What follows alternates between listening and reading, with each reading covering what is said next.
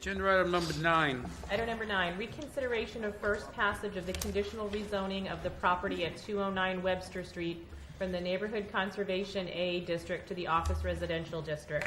There are 2 items for requested action. The first item, to approve reconsideration of the vote taken at the December 29th, 2016 City Council meeting regarding first passage of the conditional rezoning of the property at 209 Webster Street from the NCA District to the OR District, subject to a conditional agreement. So moved. Second?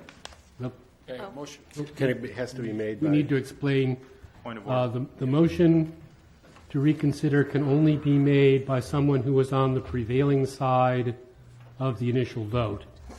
So that would have to be Councilor LaJoy, Councilor Bouchard, Councilor LaChance, or the mayor. We also checked with the city attorney today, and even though the mayor couldn't vote tonight, because he was on the prevailing side, he could make the motion. So those are the only individuals who can make a motion to reconsider. Don't provisions in the policy also someone who is not at that meeting? Or someone who's not at the meeting, correct. So it would be Councilor Beam as well.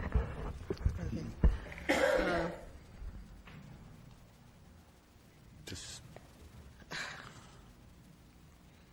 I don't want to make a mistake here because I want things to go right. So could you recommend, you know where I'm headed? I'm sorry. I'm not totally sure, no, but I know from... We talked, and So I think it's written in here, right? Depending on Just which way so you want moved. to take it. very, So if you want,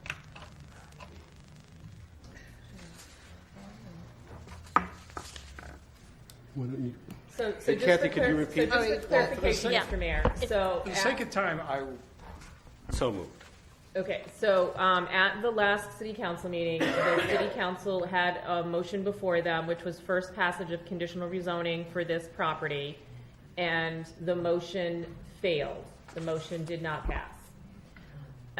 Since that time, the city administrator received a request from the mayor and from Councilor Beam to have this item back on the agenda for tonight for reconsideration.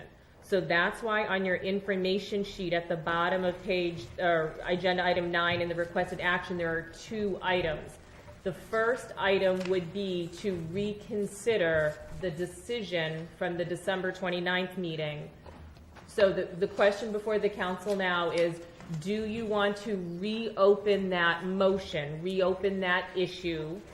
And if you do, then you would vote yes on this first item. And if you don't want to have the council discuss it, if you feel the council's already discussed it and we've decided it and we want to move on, then you would vote no on this first item that's printed in your book. So a reconsideration item is defined under Robert's Rules of Order as well as the City Council working rules. And only people who voted on the prevailing side, and in this particular case, the motion did not pass. So as we just noted, it would be Councilor LaJoy, Councilor Bouchard, Councilor LaChance, and the mayor voted no in December on this item, which was the winning side, if you will, the prevailing side. So those folks can make a motion to reopen it for reconsideration. In addition, any counselor who was not present, and that would be you, Councilor Beam, to preserve basically your right to have input on this issue, you also have the right to approve or to make the motion, to initiate the motion to go forward with reconsideration. So there would be 2 items before you. One is, do we want to reconsider this item or not? And then if it's passed, then immediately before you would be the next item printed in your book, which is number 2 on agenda item 9, which is to approve first passage, and then the council can decide what you want to do with that, approve it, not approve it, refer it to planning board, continue it for additional information, and so forth. Just one clarification in the motion to reconsider. The vote was actually taken at the January 3rd meeting, not the December 29th. Oh. So, just to confuse everybody further, I apologize.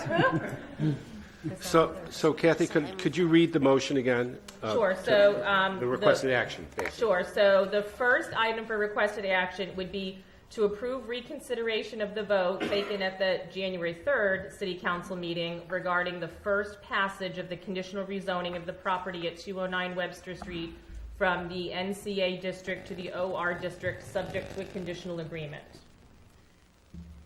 And if we do pass this a particular requested action, does that mean that we are immediately going to vote on whether or not no?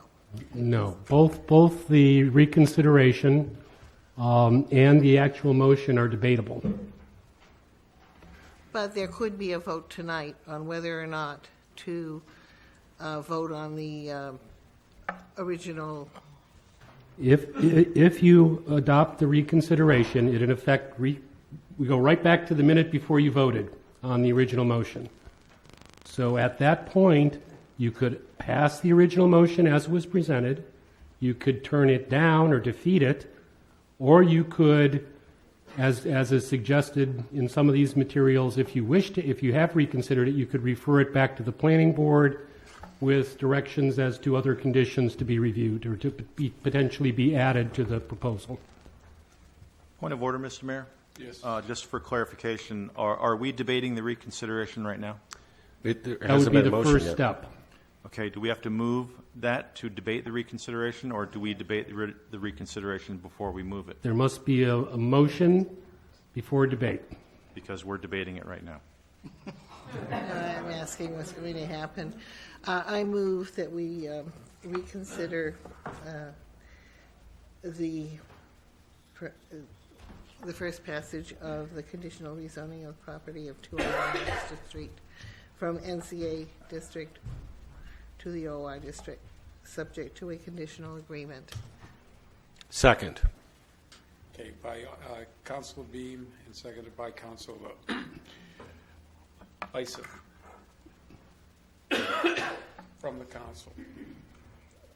Well, I think I'm going to say what I want to say now because I don't know if I'll be able to I say think we it have to later. vote. Oh, no, sorry. No, this is a discussion, and it's not going to be short because I have a lot to say. Because I felt I didn't have enough information. I took the whole weekend, and I do want to share with everyone what a wonderful afternoon I had Sunday, meeting with all the residents, well, not all the residents, but a lot of the residents of the neighborhood, and that enlightened me a great deal. Also, we talked about the residents of the neighborhood that haven't really been discussed right now, lately, is the animals who live in the neighborhood. Like the ducks who come to nest, and the peepers and the frogs and the turtles and all of those things who are in this little vernal pool. I found the neighborhood very warm, very loving. It was almost like a family. They welcomed each other into each other's homes, welcomed me into their homes, and that was great. And that was a wonderful experience for me because it's knowledge, it's more knowledge. But also, I also went to a meeting this afternoon of senior citizens, and that was not so cordial. The senior citizens are just at each other because there aren't enough facilities for them. They don't have enough place to play cards or have their luncheons, and there are all these groups fighting for 2 rooms, and they're just not. And so I know that we need services for senior citizens, and the seniors are feeling as though they're being pushed aside. So I just thought that I just don't have enough information. I felt as though this had not been discussed enough. I felt as though the vote to rezone was done without very much knowledge. We don't know what exactly is being planned. We don't know for sure whether or not it's going to be a senior citizen project, and some people are saying that's what they want on the council, and that's what I want too. That's what we need in this town. And I'm not saying I would unilaterally vote for a senior citizen place, but but we don't know what we're voting for. We're voting to rezone, and we're voting blind. And I feel uncomfortable with that. And so if we can reconsider, give ourselves time for the planning board, well, that's the second thing I know, but let the planning board go over the conditions that we're looking for, and, you know, flesh out this project a little bit and get some commitments from Mr. Willett, then at least we're making an intelligent vote and a responsible vote. And that's, you know, then I'll decide yes or no, we're going to rezone. But I don't feel as though I can decide without that. And if I can't get that information, I will vote no, because I don't know what's going to happen. So that's why I'm asking for reconsideration, and I'm hoping that after we vote to reconsider, we will vote to let the planning committee come up with some conditions for this development, working with the people who live there and the council and anybody else who's interested. I know this isn't the way most people wanted it to go, because it'd be nice to end this, but I think that more information, more discussion, sometimes these things almost resolve themselves too, if we can talk more about it. So, that's what I want to say. Yes, I agree with Councilor Beam on a lot of the issues, and you remember the difficult discussions we had at the last meeting and how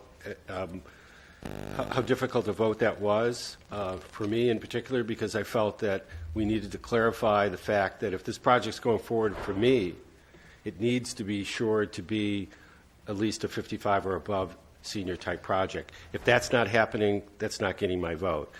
That's why it was really difficult to say, because I think the process has been determined. If we're going to change the conditions, that it needs to go back before the planning board. And the other thing is rushes to judgment sometimes. I talked about the comprehensive plan. It took over 4 years to do it, and yet the council debated it maybe 5 minutes tonight. I want this project to be the best it can if it's going to go forward.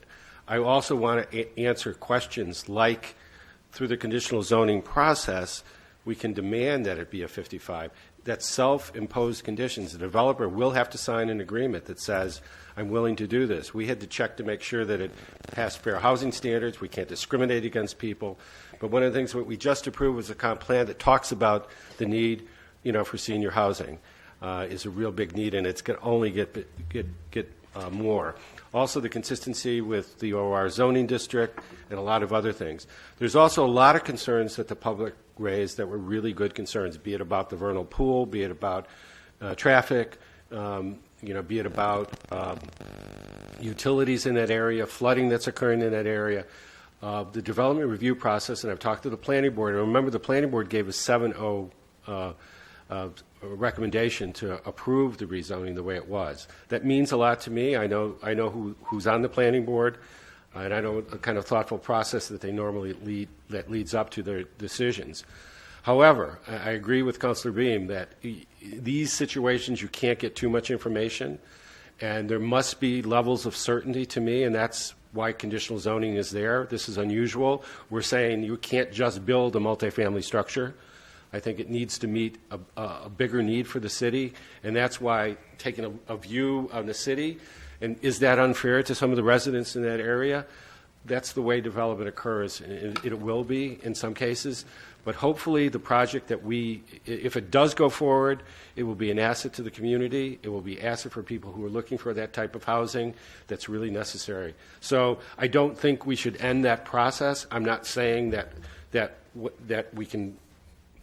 Again, I don't think I had something I could vote on the last time without adding conditions to it, but I think this is a more thoughtful process of sending it back to the planning board. That's going to be my recommendation, and I do think that I want to add that that the project is a no-go for me, I'll recommend that a condition be self-imposed, that it be for people 55 or over. So there's certainly, we can tell you that's what it's going to be, or it's not going to be a project, or the zoning doesn't occur. Obviously, there's things that the owner of the property can do. We can't tell somebody that they can't develop their property. It has to be consistent with the zoning, and that's what we're changing. But because of the conditional zoning process, we're able to impose conditions, and they're self-imposed by the developer. Self-imposed. And if he doesn't bring that, if that agreement doesn't go through the planning board and get approved and come back to us, I'm going to be voting negatively on that. And I want to assure the residents that through the review process, that the issues that you raised will be addressed the best that the planning board can do, be that lighting, be that drainage, be that traffic, be that some of the other uses that they weren't proposing, that they kept because they were in the NCA. It can be specifically what type of project they're looking at. Would I like better plans developed? So we know certainty of what the building's going to look like or whatever, sure. I'm just, in this case, I think that there's a level of specificity that may not be able to be reached before the zoning occurs, but certainly the development review process I have confidence in that will address those concerns and make sure the project will not negatively impact the neighborhood in many, many of the ways that were brought up. And again, as I said at the last meeting, I would implore people to attend those planning board meetings as that process that goes through and make sure that there are conditions there that will address your concerns. Maybe not all of them, but hopefully the most important ones. Thank you. Councilor Goldman? Thank you. I share a lot of the same thoughts as Councilor Beam and Councilor Lyson. This is a very challenging decision because as they both expressed, we have identified the need for senior housing as a top priority in this community and really throughout the state. So I guess I'm just wanted a little bit more clarity about what the next steps would be if we were able, if I guess Councilor Lyson's talking about sending it back to the planning board. What exactly does that look like? If you refer the item back to the planning board, the planning board and staff and the developer would have the opportunity to discuss various conditions that might be imposed on the property. The one that's already been mentioned is the age restriction. I believe the developer is comfortable with that restriction, but if there are other restrictions that people want to put on, other conditions, those would have to be acceptable to the developer and reviewed by the planning board and come back to the council. One of the things we need to be careful about in this process is we don't want to get into what I call an infinite loop. So every time a condition changes in a conditional zoning application, there has to be a public hearing before the planning board. So if it goes back to the planning board and they say 55 or over and everybody's in agreement with that and it comes back here and you folks say, well, we want a condition on Y, then it goes back to the planning board again. So to the extent that people can identify and provide some direction or ideas for the planning board and the developer to consider, that would be obviously helpful. We certainly heard some of the concerns that the neighbors brought forward at the last meeting. But it does have, the conditions do have to be acceptable to the developer. So we can't enter into, in effect, a contract with the developer to meet condition X if the developer is unwilling to meet condition X. So that would kind of kill it off right there. So obviously age is one thing, and if anybody has other specifics other than what we heard at the last discussion here, and I'm sure the planning board heard at its various meetings on this, it would be helpful to have that direction for the planning board. Okay, to the public? All right, hi, I'm Louis Willett. The whole idea of this was to build a senior project. When I went into City Hall in July, met with Dave, I says, what's going on? He says, there's a big need for this. I says, okay, this is what I need to do. I have a mother-in-law that's been on a waiting list for 2 years, all right? In July, we did a survey of all the housing around. There was 250 people on a waiting list for senior housing. The city tells me, oh, this is perfect. This land fits the comprehensive plan. This should be a good thing. Let's get it done. You guys shot me down 2 weeks ago. I didn't ask for this meeting. The city did. Obviously, there's a lot of interest in this. I think you guys should research this. And I'll help you out any way I can. I'll show you what I want to do. And as far as that goes, how many buildings did you want to put in that area? I have a building at 151 East Avenue right now. There's 4 units. Out of the 4 units, 3 people are in their 80s. Okay, they're lonely. Okay, they need a community room. They need a place to gather. Okay, this is just a 4-unit building. Doesn't have it. This is something that's needed. The city is the one who told me how many units could be put here by the mass of the land. I never said I want to build 37 units. This is what the land can hold. Doesn't mean it's going to be 37 units. The city's going to tell me what can be done there. I don't think you guys should shoot this down without looking into it. You know it's needed. We need to do this. If it's not here, where are you going to do it? Where's there a better spot? And also, if you just said, what you're looking at is 37. What if there's 20? You still going to do the project? Okay, everything goes by money. Okay, I want to build something people can afford. The more restrictions you put on this land, the more it's going to cost. You know, the less units, the more per unit. I want people to be able to afford this. We can't have $2,000 a month rents. No, and what I'm getting at is that according to our people, that there's some problems in there. So in other words, if you've got a business plan, and you're saying that X number of houses. Units. I need X number of houses to Units, make, Mr. Mayor. Units, Units. I'm sorry, That's units. Okay, and what I'm asking you is if you can't put that many units on there, how many can you afford to give up? I can't tell you that. Depends right. on what it costs to build Fair per question. unit. Everything is per unit. Yeah, okay. Like the land costs so much. That gets divided by how many units it is. Okay, the less units, the more each unit costs. Again, I want to put affordable housing in here, not something that's restricted and overpriced. And a lot of these people, I've got a lot of phone calls. People want to get on a waiting list. I have to explain to them that this isn't a project that's been approved. But they're waiting for you guys to approve this. Any questions, please, I'll answer them. Do you have a question? I did. You say I'll show you what I want, or I'll tell you what I want, but we're not seeing anything. What would you like to see? Well, I'd like to know how many units you're looking at doing, how many stories. Something a little more specific than a three-story tower. That's the maximum it can be. Right, but I'm wondering if that's what you want, or is it? I want to take care of as or- many seniors as we can. That's the goal.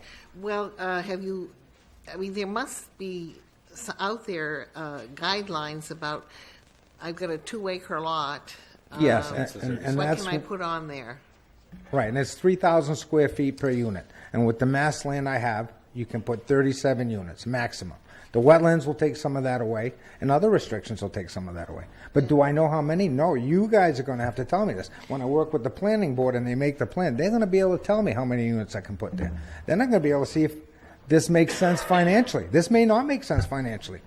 Now, I can't put $2,000 a month price rents and expect people to be able to live there. Right, it's 3,000 feet, cubic feet or whatever per unit.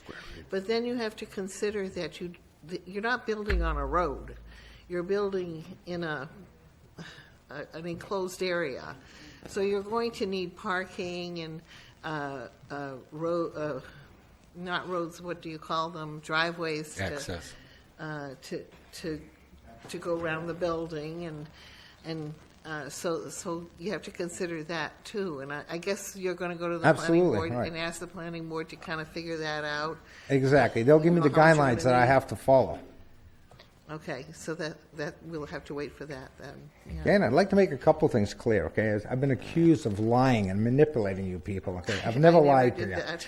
I've said from the beginning I wanted to do a 55-unit senior housing. Okay, we had a neighborhood meeting. People say, well, why didn't you go to the neighbors? At the neighborhood meeting, it was clear the neighborhood did not want to help seniors, okay? They Did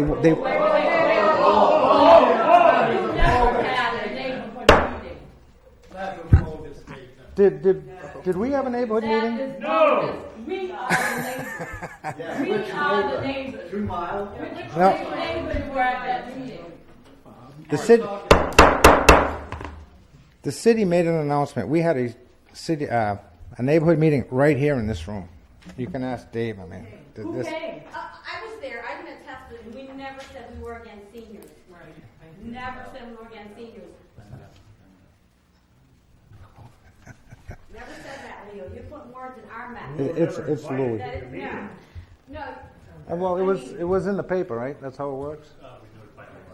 Oh, notify you about it. No one at that meeting, Leo said, Louis, did we Are we say in that public we don't comment want right help now? seniors? I brought up the idea of what I wanted to do, didn't I? And what did you say? Yeah, you said I don't want it in my backyard. No, I don't want it. Okay, one person's talking. If you can get up and after he speaks and contradict or whatever you like to do. But right now, there's just one person talking. All right, sorry, I didn't mean to start a ruckus, but I don't like being accused of stuff, and that's why my wife's not here. I don't want to have to see the abuse that these people give someone that wants to do something for the community. But anyways, give everybody their chance. But if you have any more questions, I'll be glad to answer you. I've never been a developer. I am going to develop my own property. Okay, that's been something else I've been accused of. Like, anybody wants to go up there and speak? Please. Thank you, Council. My name is John Butler. I'm on the Planning Board. I just want to give you 7 points to this project that some may disagree, and please don't yell at me, and some may agree. It's senior housing. It's not noisy. It's like what my mother and father make for noise, which is nothing. Okay? It's street access to Webster Street, and travel will not be heavy. Max case is 37 units, and Webster Street already is busy. It's $2 million with $58,000 in property tax per year. That's what we call revenue. Okay? No one is asking for a TIF. And we've done TIFs for how many years to how many projects. No one is asking for anything. Okay? TIF for the public is tax increment financing. Okay? It complies with the new comprehensive plan. The new one we just passed. So, do you want to use it, or do you want to put it on the shelf and dust it? Okay? It is a great project. It should be seriously considered 100% endorsement by the City Council and the Planning Board. Please support this project. And there are going to be phases in this. Phase 1 and Phase 2. Phase 1 is getting the zoning, and Phase 2 is approving the project. So things can be worked out. You just have to give it a little time. Don't kill this thing right now. Don't kill this thing right now. Or send it back to the planning board for them to send back to you, to send back to you, and to them, and to you. Let this project start.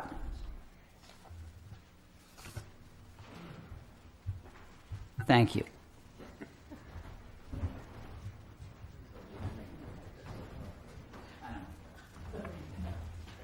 Now, once you come up here and just You can just hang out up here. Get in the queue. Hi, my name's Dave Brumajon, and I've lived out since 1964. Over the years, we've really taken on a lot. When I was a kid, East Avenue, you'd sit out there in an afternoon, 4 or 5 cars might go by in an afternoon. Right now, we're at 23,000 cars a day. That's a lot of cars. That's a lot of people looking in your front yard going, hey, what are you doing? So, what I'm saying is, I don't need 37 units in my backyard saying, hey, now that you can't use your front yard, well, we want to look in your backyard too. So, if I was planning a project like this, I'd have a little more information for everybody. I'd be a little more prepared. What I'm seeing here is somebody just coming up here and talking in circles, really not giving you much information, and really not telling you what really is going to happen. So, if you want to go ahead and approve this project without any information, or even send it to somebody, to the planning board again, it's incredible. You've already voted no on this. We've set a precedence here. You've voted no because there wasn't enough information. Tonight, there's no more information than there was when you voted no. There is no more information than when you voted no. So I don't see why anybody should change their vote and pass this right now. There should be a dead on arrival. Thank you very much.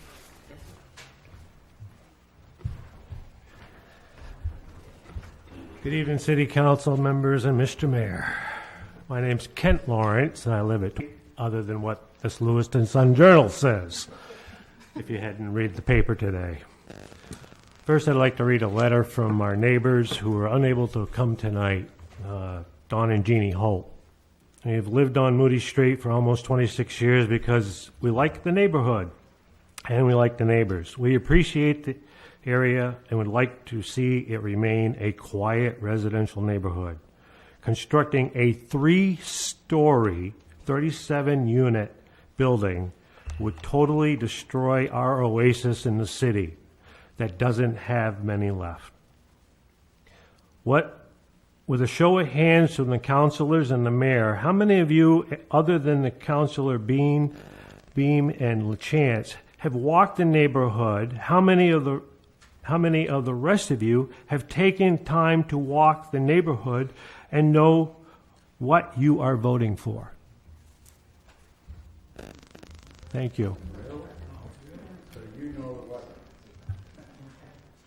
Mr. Ouellette's lawyer said Mr. Ouellette knows what is good for our neighborhood because he grew up here. Yes, he did. However, he hasn't lived in our neighborhood for many, many years, and he doesn't have a clue what's good for the neighborhood. My wife and I have been to all the planning board meetings and the last council meeting. However, a commitment we made before this meeting was announced before, made before this meeting was announced, makes it impossible for us to be there. We still would like our feelings known that we strongly oppose this rezoning and hope council will vote this down. Sincerely, Don and Jeannie Holt, 26 Moody Street. I voiced my opinion in the last council meeting about many different things as far as Webster Street traffic, the utilities. We talked about the wetlands. It's all been there. As the last neighborhood member just mentioned, this should be almost a dead on arrival. There's not much more to add to it. There's a few things that have come up.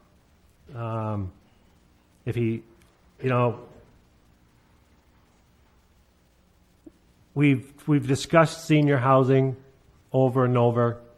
I think today, and you'll find out from David, he does have a right to put in there that it can be 55 plus, which will make a decision of the council probably. That'll go back to the planning board from what you're looking at, I'm sure. The self-imposed planning, well, Mr. Ouellette hasn't been very self-imposed or been conditionally straightforward yet with us because we haven't seen anything. We've been asking from the planning board all the way to here, even the last one we've asked, show us something, until tonight when he finally said, I'll show you anything. It's the first time he's committed to saying he'd show us something. So I guess we're going to go ahead and add contingencies to the plan and send it back to the planning board from what I see. It's been a long and hard road for our neighborhood. It's very difficult for us to think about seeing a 3-story building in our residential area. That's what the kicker is. And please, Mr. Willett, don't think we don't like seniors. We all are seniors. Even I'm 55 plus. And I'm sure you all got my email. One of the things they were saying was the bus line, so that these seniors can be able to have access. You know, the closest bus line is a half a mile away. And it's wintertime. The outskirts of Lewiston streets aren't very easy to get around on. And you have to walk a half a mile in the winter. I walk 3/4 of a mile after I park my car at work. And then I get to my job site. Finally, there's 3 things in my life that I've learned. And in today's world, the first one really hits home a lot for everybody. In today's world, if it's too good to be true, sometimes it's very wrong. Remember, when you get that phone call, hey, I got a great deal for you. The smell test. If it smells fishy, you better not buy that. You run away from it. You don't go to a fishmonger and buy something if you smell it first. You don't want to pick it up if it smells. And the last thing is, how's it going to read in the paper? How's it going to sound on the news? Those are the 3 things I've learned in my career. Thank you for your time. Please vote no.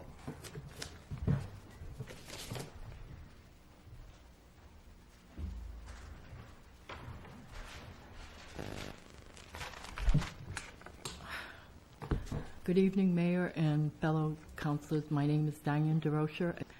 Okay, some of the councilors on the board did receive this letter, but I'd like to read it to you, Mayor McDonald, okay? Being a senior citizen who lives in a proposed rezoning neighborhood, I would like to express my concerns on the supposed senior housing project. I am against this rezoning to have this project go forward. I was born and raised in Lewiston. I am a property owner and a taxpayer, and I've lived in Lewiston all my life. After my mother passed away 13 years ago, I made the decision to purchase my family home and invest in this neighborhood. And the reason behind this decision was because I love the neighborhood I grew up in and have many, many happy memories and attachments. There are quite a few of my neighbors that also grew up there and have purchased their family homes because they love the neighborhood. Now, 4 years ago, I got married, and my husband suggested, why don't we sell the house to downsize? I thought about it, but after discussing the subject, we decided to stay because we both loved the peacefulness and the beauty of the neighborhood and our neighbors. Just like somebody mentioned, it's just like we're family, okay? I urge you to vote no on this reconsideration, and I would like to share the concerns that I have about this rezoning and building project. After viewing the video of last council meeting, I heard David say that it was not a senior housing project, but tonight I hear that it is a senior housing project. But David stated it would be a multi-family housing project, and Mr. Willett states that it will be targeted towards 5+. But then David stated affordability, age cannot be enforced. Well, which one is it? His lawyer stated that they wanted to add diversity by adding elderly to the mix. Well, guess what? The neighborhood is already diverse with elderly mix. I'm elderly. My husband's elderly. Several people here are elderly. I'd say probably half the neighborhood are, you know? Okay. He also stated that we are on the city bus line. Another lie, which we're not. He also stated that Mr. Willett was a Lewiston resident. He is not. He only grew up there. I grew up with him, okay? His lawyer stated that Mr. Willett was not going to force this giant project into this lot without working with his neighbors. Well, if that was the case, then why didn't he speak with the neighbors first before even considering this project? Mr. Willett didn't even have the decency to knock on the neighbors' doors before considering this major project. Could it be because he already knew that he wasn't going to get a glowing acceptance from the neighborhood residents?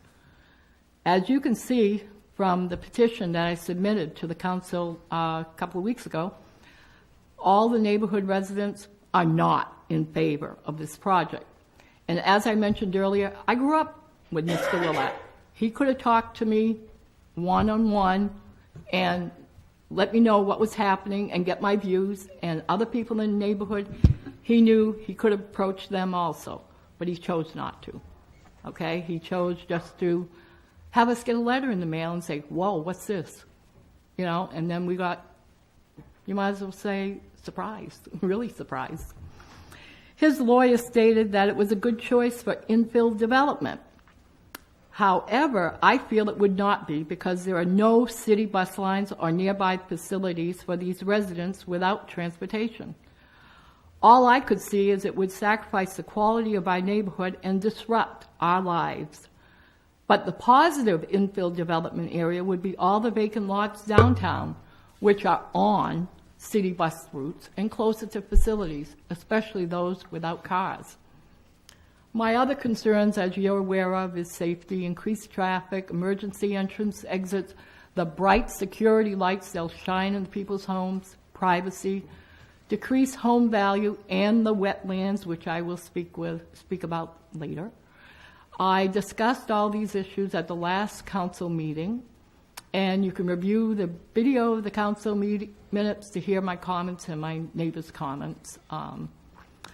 My concern is Mr. Willett's honesty and forthcoming concerning this project. He didn't care about the neighbors, only what he wanted to do. Even if it was through deceitfulness and lies, such as telling the planning board he was not the developer, only to discover at the last council meeting he was.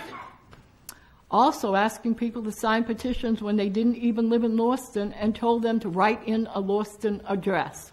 That's illegal. Okay?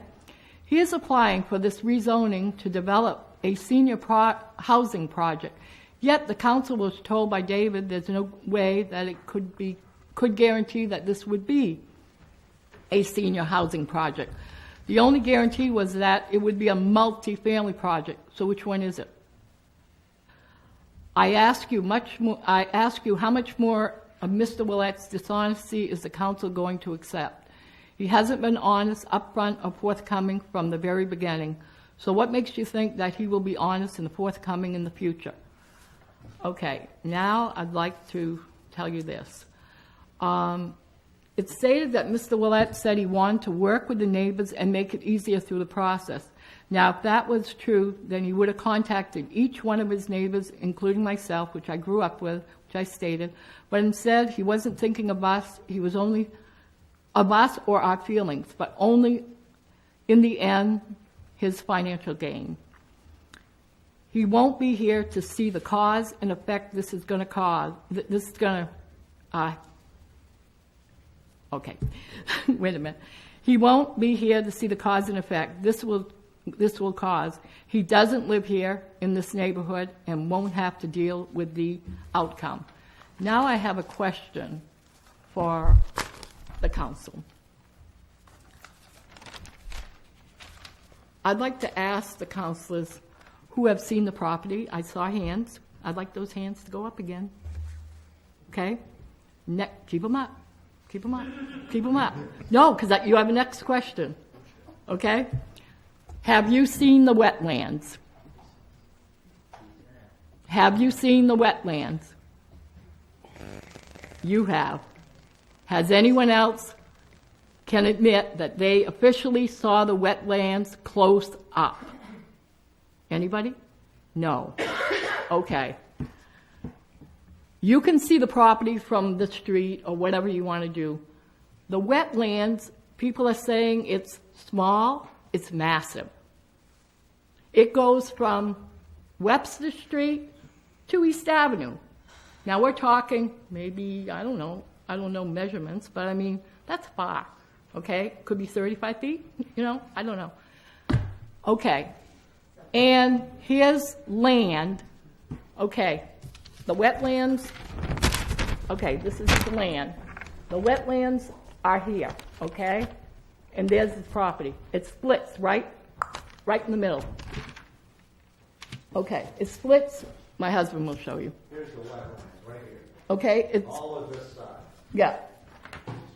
Now, all he can do to develop on his land, which he's not telling you, is where the wetlands aren't, okay? And that's half of the property. He may own 2 acres of whatever he's saying, okay? But, okay, can I go to the board? Okay. This is the house, okay? All this right here is wetland. This is what he can develop on. It's half of his property. Okay? I can't see how he's going to be able to develop this huge, big, humongous monstrosity project on that amount of land. I mean, I just can't see it. Okay? If you people would have seen the wetlands, you would know what I'm talking about. I mean, it is huge, okay? Also, at the last meeting, I think David stated the city and the EPA are certainly not going to allow someone to fill in the wetlands. So the only way this project would be able to be built on this land is if he filled them. Build the wetlands, and they're not going to allow him to do that. I've already spoken to the EPA, and they said, no, that's not allowed. I mean, it is a habitat of several wildlife there, and it's disturbing the habitat. And it's a vernal pool, and you can't do that. Now, someone mentioned, why would somebody buy a property? I know if I was buying a property, and there was wetlands as massive as it is, and he knew it was there. Like I said, he grew up there, okay? I would have had that checked. First one I would have called was the EPA and say, hey, there's wetlands here. Am I going to be able to do this or do that, whatever, okay? Before I even decide to dish out any money, okay? He didn't do that. Every time we ask him, oh no, we know there's wetlands there, but we haven't done anything about it. I mean, which developer or building person would do that? I mean, it just doesn't make sense. That's something you look into. Before you decide you're going to want to build this, build something, okay? Right, you went, yeah. Okay. So, I mean, I'm just saying, it is huge, and I wish all of you, if you want to come and view the wetlands, give me a call. I'll be glad to bring you there. And we can go see it through another person's property, not walk Louis' land. I will not walk on Louis' land because that's trespassing, okay? But I have other ways of getting there. And that's what Councilor Beam and I did. And she viewed it. And she can even confirm how large it is. It just goes all the way down. I mean, she was amazed. She said, whoa, this is big, And as a child, I don't remember it that big, but I mean, my goodness, I don't know. It's huge.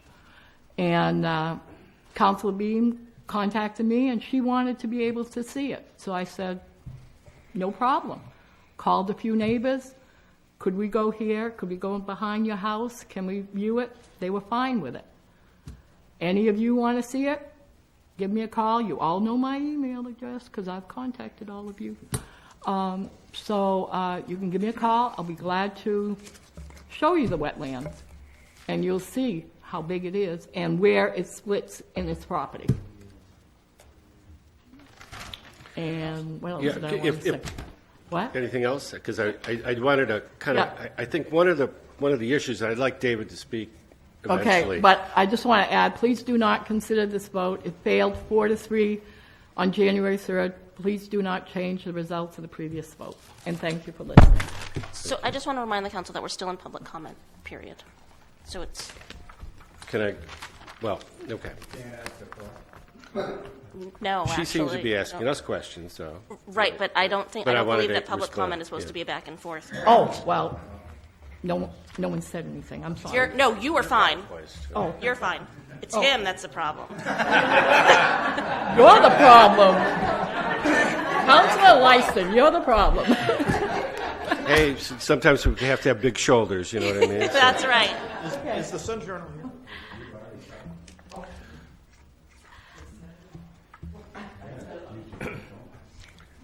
I'll just, for everybody remembers, I'm Bruce Damon. I'm chair of the planning board. A couple of things that, having been on the board for a long time, there's a process and a procedure that anyone who's potentially going to do a project would follow, and it makes perfect sense. The rezoning would allow something to be built there. But until you knew that you could by right, because of a rezoning or through a conditional rezoning, actually move forward with the project, you wouldn't invest the money.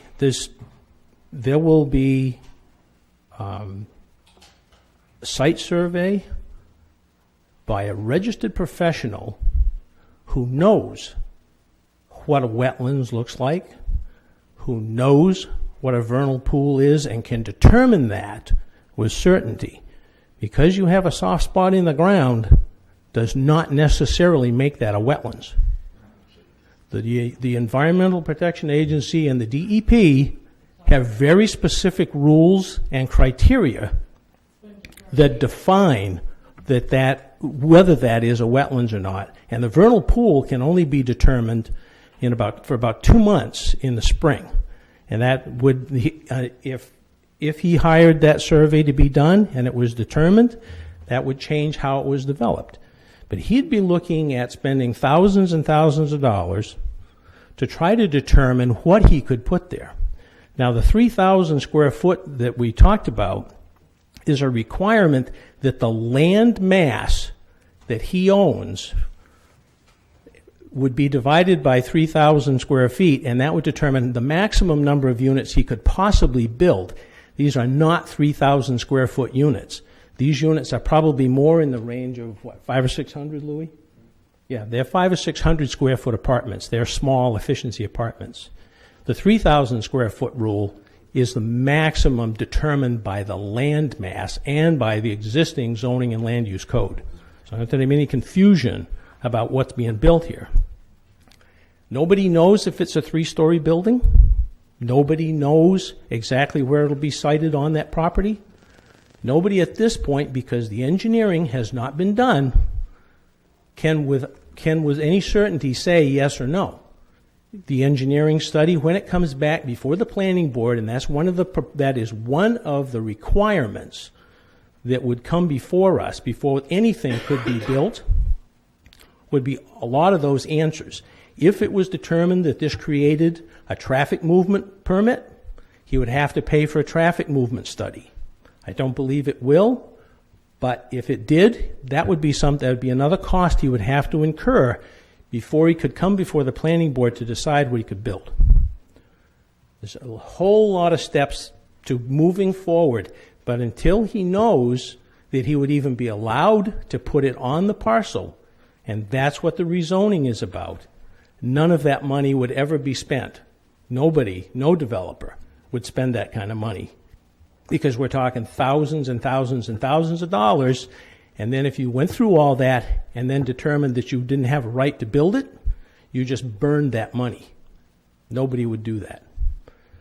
People that have not developed parcels before, people that are not involved in the planning process, have seen what we go through, might not understand all of what we've done. The planning board voted 7-0, which is highly unusual for us, much like the council. We have a diverse background. We did our due diligence on this. We don't know what he's going to build. And we won't until he has a right to build something there. That's what this rezoning is all about, giving him the right to invest his money and his resources to determine what he might be able to put there. There was a question mark about whether or not it could be restricted to 55 plus. It appears that now is the case. We could add that condition. He has agreed to that. So I think that piece of it is something that if and when this comes back to the planning board, we'll make certain that it's in it. But we have spent a significant amount of time on the planning board to make what we felt was an appropriate, thoughtful, and due diligent recommendation to the council that this is in full conformity with the just recently adopted comp plan, that it serves many of the goals and purposes of that comp plan, and that it serves the greater good of all the citizens in the city. There's a huge crying need for some type of affordable senior housing. We are not seeing it be proposed, and particularly by private development. This is a very good project. If we need to make some adjustments to the development agreement, we will work diligently to do that. We will need the council's lead on exactly what it is you're looking for. And the planning board, we've had 2 public hearings on this process already. We heard the third one that was here on January 3rd. We've heard it again tonight. I cannot speak for the board as a whole. There are several members of the board that are here. But I think we can reach an accommodation with Mr. Willett that solves the issues that have been raised, creates a good project, and serves the purposes that we are trying to do as far as trying to add development to the community, appropriate development. If we turn this down and we shut this down, we are sending the wrong message to anybody that's looking at Lewiston to do development. We're telling them we're going to make it impossible for you to do good projects and stay in Portland. And I think that is disingenuous to all of the city's residents. And it certainly sends a message to the planning board that you do not value our judgment and our work. And for that, I hope we don't end up here.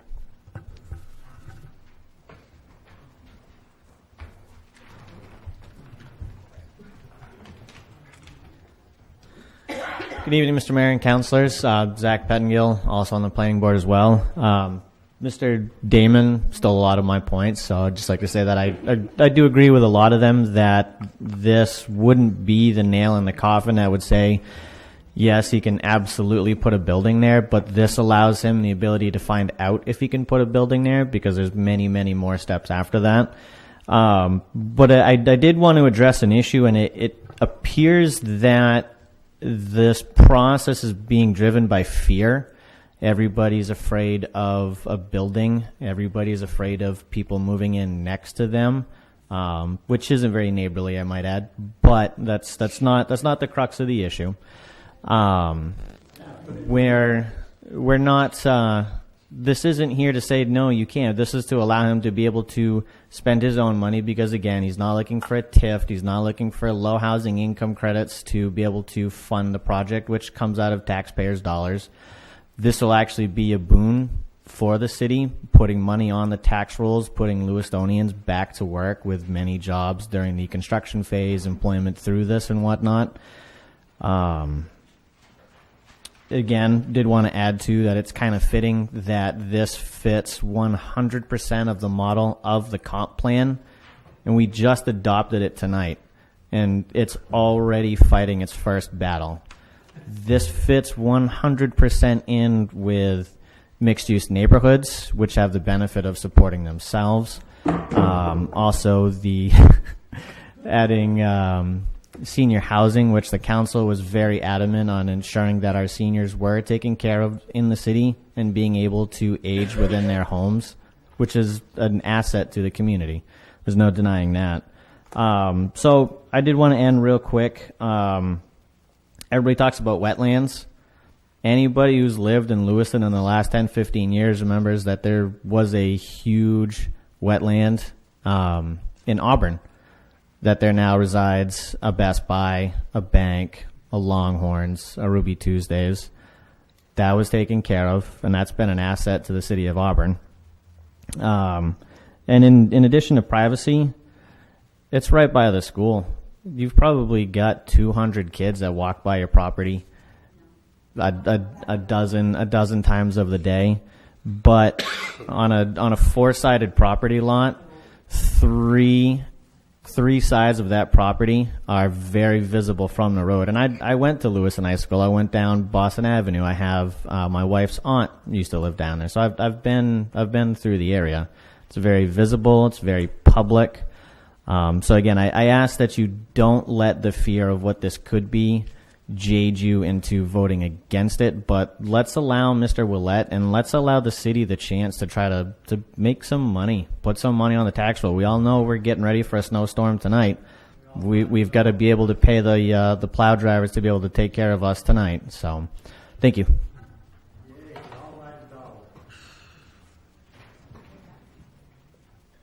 My question is, if you go ahead and change this zoning, and Louis decides he doesn't want anything to do with it, is the zoning there forever?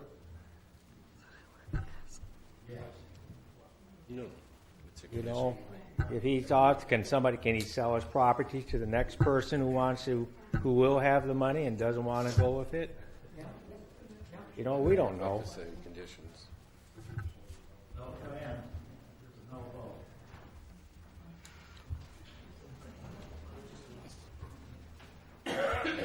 Sorry, I don't know the protocol for all Well, why don't you just come up here, and she's coming over there, and she got there first, so you're next after her. Name McDonald? Thank you. Hello, my name is Deborah Allen, and I own a property across the street from the proposed site where I grew up, and my mom still lives there. This is very serendipitous. I didn't plan on getting up tonight, but I do have lots of, I question, you said you're not lying, but you came here tonight saying you didn't know what you wanted to build. But the first meeting we came to, you wanted a 3-story, one-building property with 40 units in it. So you did know what you wanted to build.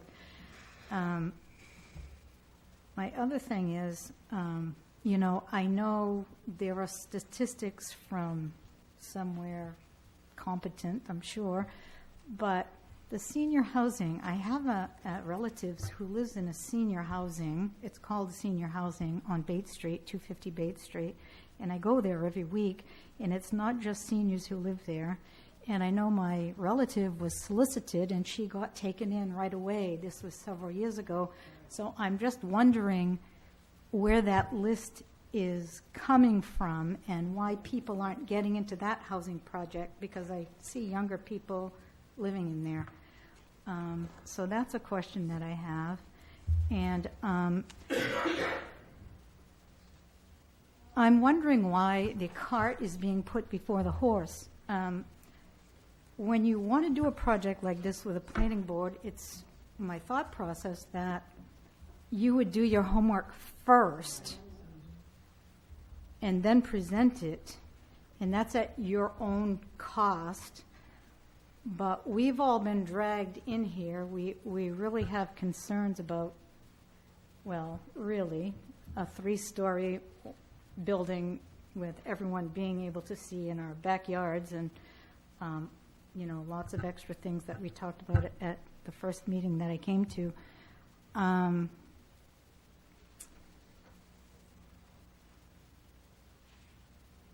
And it's my thought process that normally you would do the research first before asking for a zoning change. So let's say the zoning does get changed and the project doesn't go through. Does the zoning come back to what it is now? These are just some questions that I have. Thank you. Now you can go. Okay, and I apologize to high heaven. I just got out of work. I work at Geiger. There's a huge. I was stationed in Brunswick, Maine. I'm a veteran, and I ended up staying in the state of Maine because I love the state of Maine. I didn't go back to Connecticut, where I'm from. I stayed here, and I was fortunate enough to live next to a woman called Mrs. Bazinet. I live at 205 Webster Street, exactly right next to Mrs. Bazinet. And I remember she'd sit out in the backyard and we'd talk, and we knew her days were numbered, and she wasn't afraid of dying. That woman was the toughest woman I ever met in my life. And she would tell me stories about how she worked in the shoe shop and her husband was abusive and blah, blah, blah, blah, blah. And we'd talk. And I would sit there and talk with her. And we talked about subdividing the land and what happens when you go and what happens with your property. And I can tell you, sitting in this room, sitting in that rocking chair next to her fireplace as we played Jeopardy and as we played Wheel of Fortune, she did not want this to happen in any way, shape, or form. I can guarantee you that. And, you know, I don't know anybody in this room because I work 15 hours a day. I have a garden in my house that I'm proud of. And I take that garden, I go to all my different neighbors around. The sisters down the street. The person across the street has one leg. You know, the tattoo guy. You know, that's how I know him as. Because I'm too busy to know any, but I'll give my tomatoes and everything to them as a neighborly. Because it's a neighborhood. It's residential. One of the gentlemen came up there and said, it's not very neighborly if you put a building next to your property. I took offense to that because I made this my residence. I bought my home on 205 Webster Street because of the wetlands behind it. Because I was told no one will ever build behind me. Now, I don't know if it was brought up because I came in late and I apologize. There's 2 properties on East Avenue. I can almost guarantee you those buildings will be torn down and an entranceway will be made from East Avenue into this property. So now you have an entrance on East Avenue, you have an entrance on Webster Street. I don't know about you, but backing out of my driveway at 8 o'clock in the morning to go to work is a nightmare. Is a nightmare right now. I couldn't imagine a facility like that. I'm a firm believer in God. And God puts stuff on your plate that you can handle. I travel to Connecticut every weekend. I take care of a 90-year-old and an 86-year-old in-law. No one knows a convalescent home like I do. It scares me so much, I don't want to get old. I don't want to be 90. I don't want to have my daughter prop me up to go to the bathroom. Okay, I get it. I understand it. And I've seen the facilities that they're in, the living homes that they're in, firsthand, every weekend for the last 3 years. You know what? I don't want my people there. I don't want my parents there. I don't want me there. You know, I get it. I get the zoning. I understand about property tax. But, you know, I said to myself a long time ago, I said, geez, we getting all these Section 8 people in and we're kicking out the senior citizens out of apartments that they've been in for 30, 35, 40, 50 years. They had to leave because of Section 8, because it was guaranteed money to the city. That's where our housing went for our senior citizens. We lost it to Section 8. We lost it to all the people that come into our city and get apartments and get education and get religion. We can't even say the Pledge of Allegiance in our own school. And I'm a veteran. That's absurd. But we gave all that away. And now I remember saying East Ave was the dividing line. This is the good side of Lewiston. This is the bad side of Lewiston. Okay? I want to keep that line. I don't want a big development next to my home. I don't want bright lights shining in my living room window. I enjoyed watching Mrs. B across that field in her recliner. I enjoy Mr. Gisjardin next to me, 90-something years old. I think his son was the sheriff or something in the town someday, or mayor or something. Okay? I enjoy sneaking a beer over to him. Don't tell your wife. I won't. You know, that's neighborly. That's what Lewiston is all about. You have plenty of places to put a home. It doesn't have to be in residential Lewiston, not in Ward 1, not if you want my vote. It can't be there. It's fields. I used to go to work at Geiger. I've been at Geiger for 22 years. They have ripped up that beautiful field that I used to drive down with the beautiful pine trees. What Maine is all about, not about Portland, not about urban, not about Hartford, Connecticut, where you sit in your car and someone puts a gun to your head to steal your car. I now watch that whole field get developed for what? Storage units that they can't even fill across the street, but we're going to build more storage units because they got money, because they can buy the property just like a Monopoly game. I'm not on Park Place, I'm on Baltic Avenue.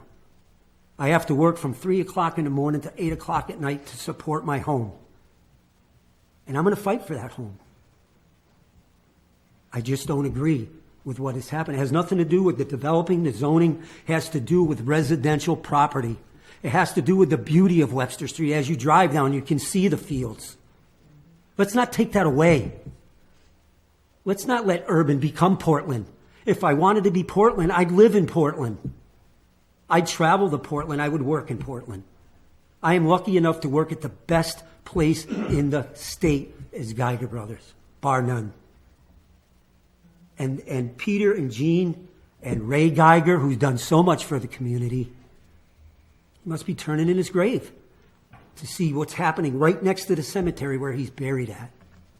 Don't let what's happening right in front of our face happen on Webster Street. Let it happen in downtown Lewiston, where the Section 8 people are. Give back some of that to the senior citizens, the 55 year and older. And by the way, I'm 55 now, so maybe I can just sell my house and move next door.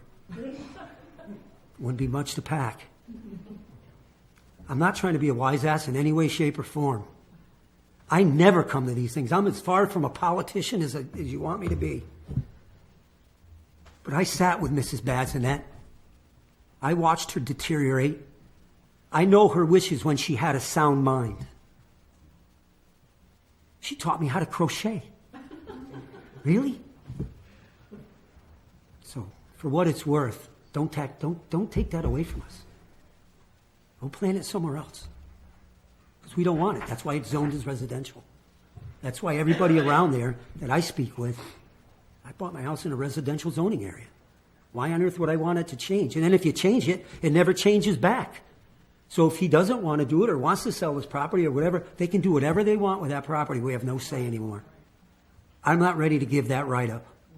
I'm not ready at all. And as councilman, please don't take that right away from us. Thank you. Thank you.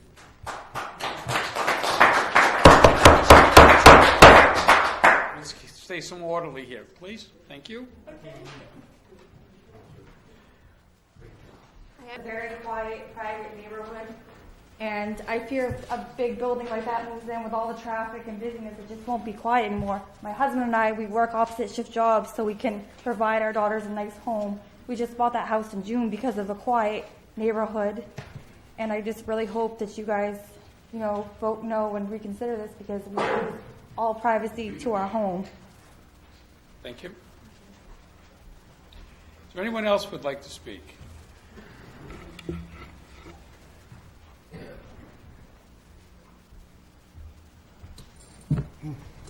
Hi, my name is Jim DeRocher, and I had a whole thing written up, but it really doesn't mean anything right now. And the part that amazes me is I'm a retired Navy. I was a real estate broker. I worked in real estate. I worked with developers who did real estate. And this is amazing. I have never, ever seen a planning board just go, oh yeah, change the zoning. We'll find out down the road what you want to put there.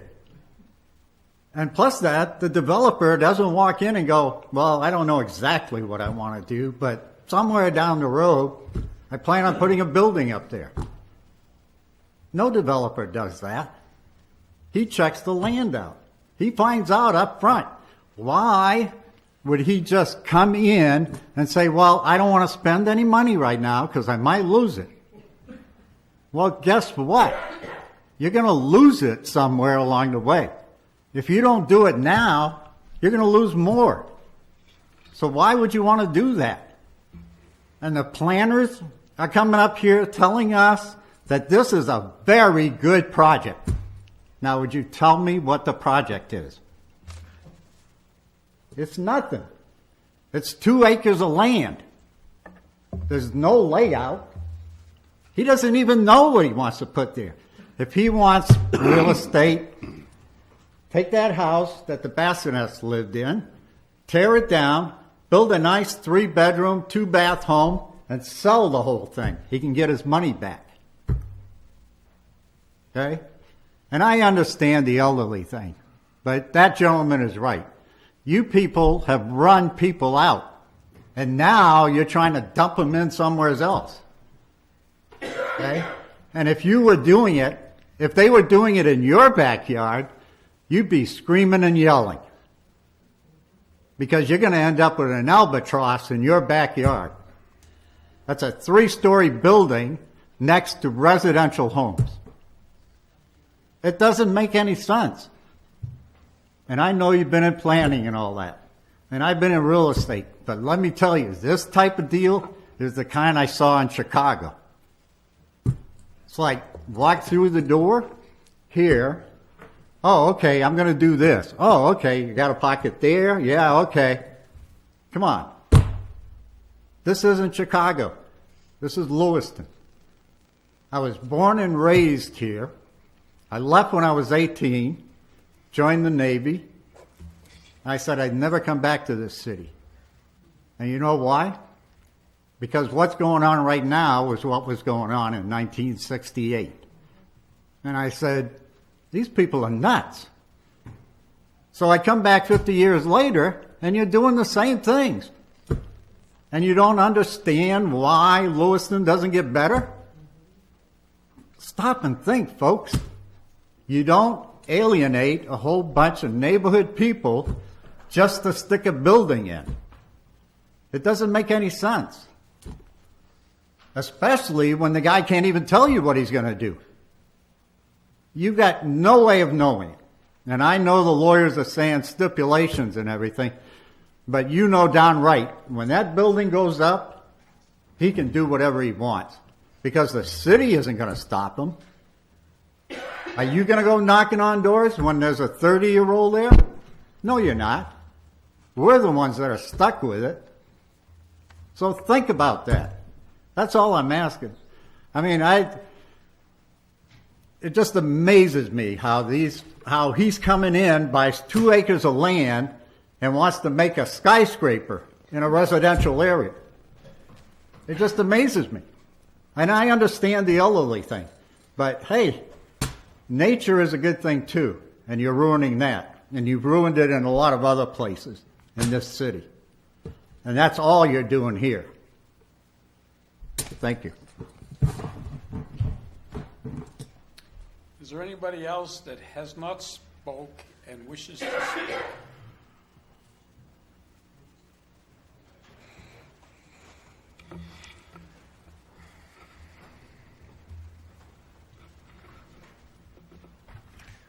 My name's Paul Bermajon. I am a senior.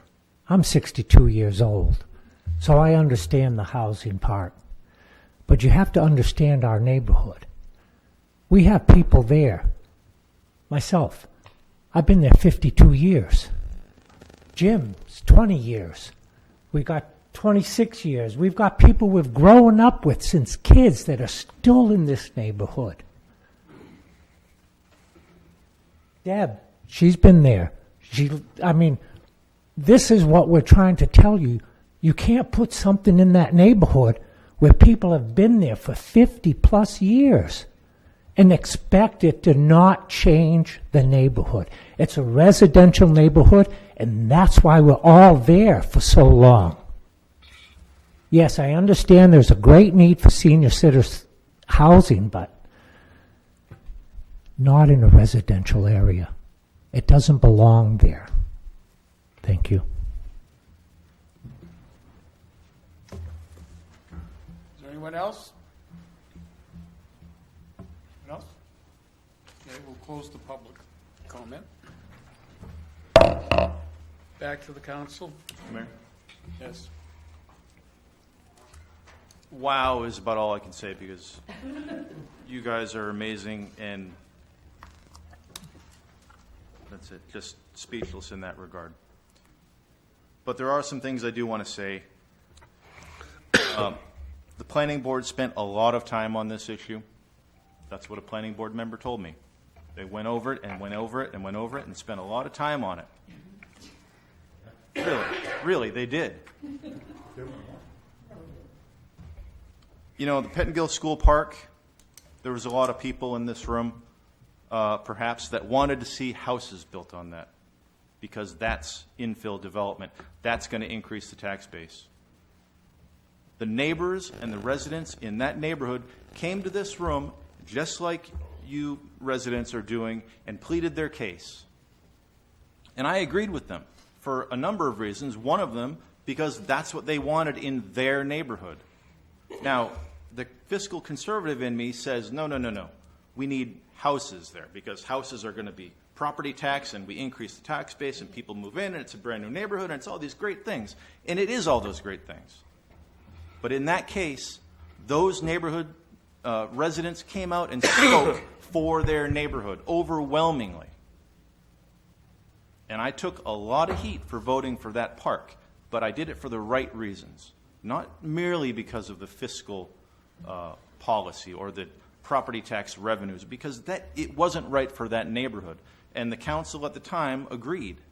And I think it's a beautiful thing now. That neighborhood is enhanced by that park. And I don't believe there are any residents that would have preferred houses in that area. Although, like I said, one side of me says, yeah, that makes sense. It really does make sense to put houses in that neighborhood. No. Infill development, we talk about infill development, how it's in the comp plan. We have vacant lots. It was mentioned by a number of residents. Vacant lots downtown, they're dirt. There's nothing there. We have East Avenue and Sabattis. There's nothing there. It's dirt. Those are the infill development spots. We need to find places like that and what would fit into that spot.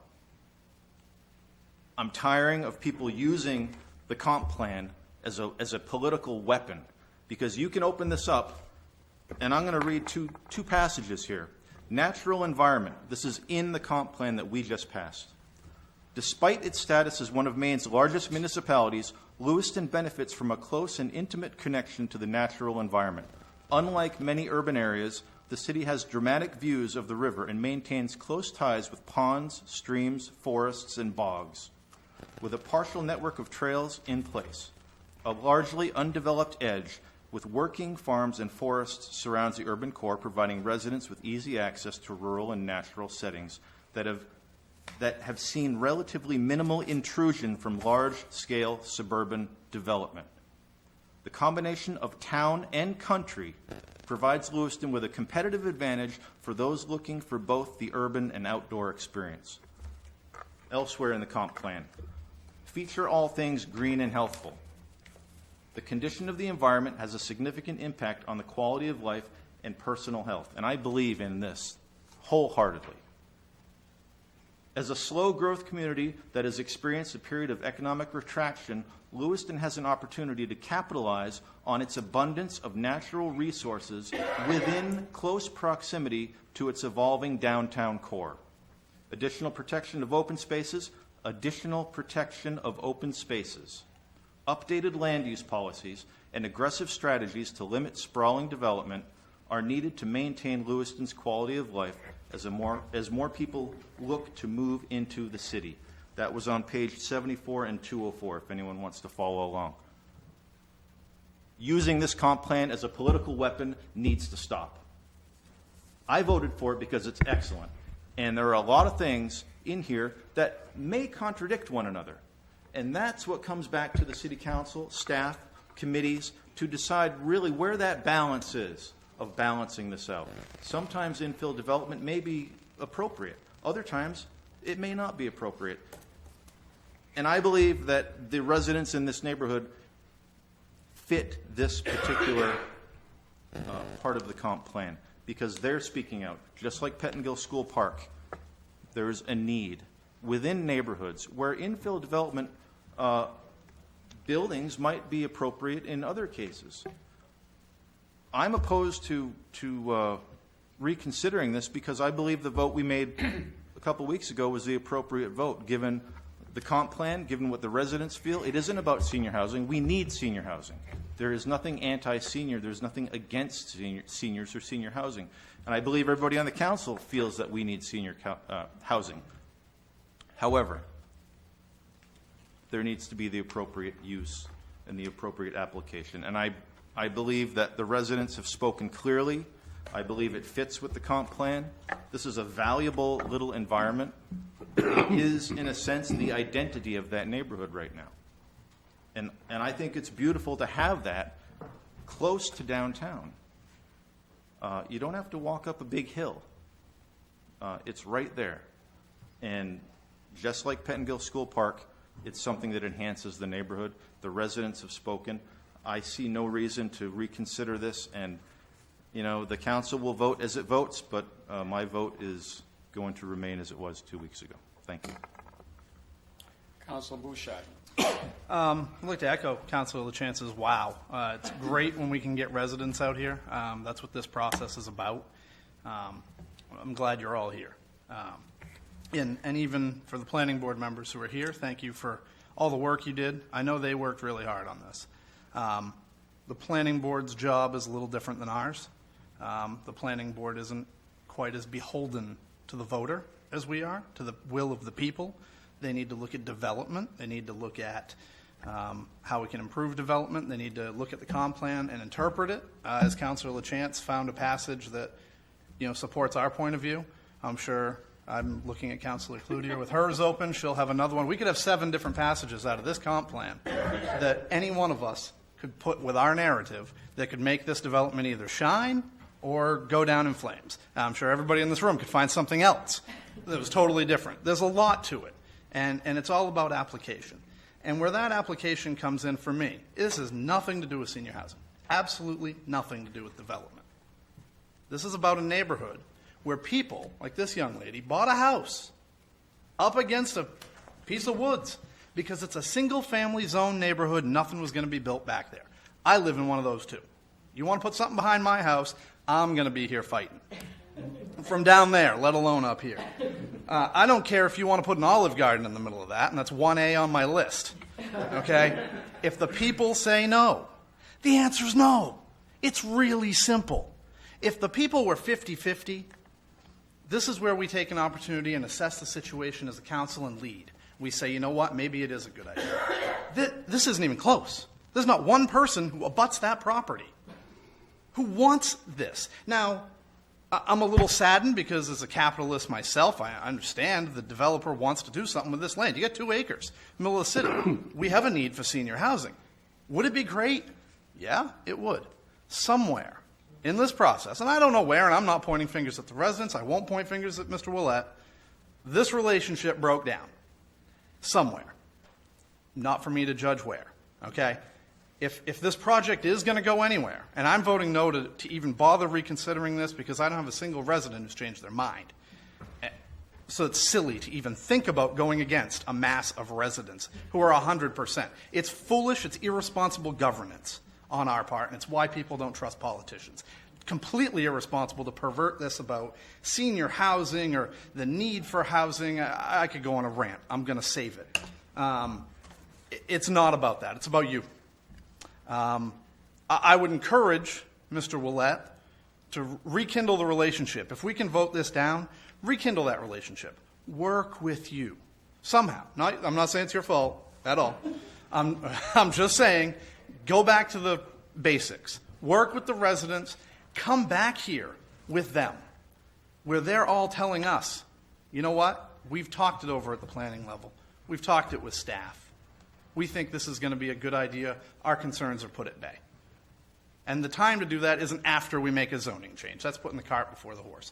Just like telling anyone that this is about senior housing. It's not. Nothing to do with senior housing. This is about the people who live there, who bought a home, and knew it was not, that nothing was going to be put behind them. Okay? I didn't see anything in this comp plan about changing zoning to shoehorn in a senior development in a piece of woods. I didn't see it. Now, when I first read this, I think Councilor LaChance was in the same boat. I can't speak for him right now. I was going to vote for it. I had no heartburn with doing this project. I thought it was a good project. It's a development. Planning board voted 7-0. As Mr. Damon said, that doesn't happen. They have some people on the planning board that vote no just to be the no. Right? I see it. But when you all started speaking up, well, I'm an elected official. I need to listen.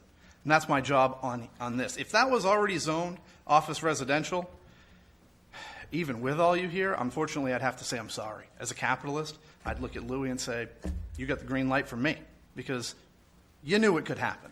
Yeah. None of these people knew this could happen. None of these people thought it could happen, just like I sit on Garceland Bog knowing nothing's ever going behind me. And it really rang to me when that gentleman started talking about the neighborhood and knowing everybody. I mean, I live on the same kind of street. I grew up with everybody. We still have a lot of people, holdovers. I understand the camaraderie. I understand the neighborhood. And I also understand change is hard, okay? Like I said, if you were zoned where this could already be, I'd even tell you, sorry, you knew it could happen, but you didn't. And you don't deserve it. And there's really no reason we should even reconsider this, because I don't feel like if this goes back to the planning board, that relationship is at a point where you're going to come back with anything positive. I just think it's deteriorated to that point, and I think it needs to start at square one again, somewhere. And if it comes back positive, I'm happy to vote for it. So, no for today. Councilor Joy. Yeah, just a brief thought. Councilor Chance and Bouchard covered just about everything. But it's a neighborhood conservation area. Mr. Willett, you knew that. You own the property there. You know how it's zoned. You have limited development potential because of that. You've changed your mind. Now you want to develop it. They don't. They live there. So I don't think it's fair to use the planning board and to use the city council, because you've changed your mind, to force those priorities onto other people. I understand the capitalist aspect, but it is what it is. And I can't see, as an elected official, upsetting the tranquility of a neighborhood when they haven't changed their mind. They like it the way it is. They like it neighborhood. They want it to stay that way. As far as I can see, all the abutting properties agree with that. And I agree with Councilor Chance. I don't know you. You're probably a good guy. But this whole neighborhood relationship thing, that bothers me, that there's so much animosity here. But I understand where they're coming from. And I have to yield to, they bought homes in this area with certain expectations. And they don't want those changed. And you're asking us to change that, because that's a decision that you've made. And you want us to force that on all of them. And I just can't. It's not right. They have certain expectations. They've paid for those properties too. They pay taxes on those. You knew when you owned the property what it was going to be zoned to be. That isn't their fault. You've changed your mind. And I'm not going to use my seat on this council to say, you know what, Mr. Willet's changed his mind. You all just need to suck it up and let it go. I can't do it. I can't do it. We shouldn't even bring this up. The people don't want it. This should be the end of it. We shouldn't even be discussing this again. That's it. Anyone else? My interest in the reconsideration is simply to be able to send it back to the planning board to address a lot of the issues that have been raised. And I keep hearing stuff that's not accurate, or like in fact, I am not an expert soil scientist. I'm an engineer, I'm a professional planner, but I can't tell you what's a vernal pool. I can't tell you what that wetland is. One of the problems, I think, in the process was that when it was looked at as raw acreage, what can I do? Now, that's based upon if it's all developable land. You're going to have to subtract that wetland out.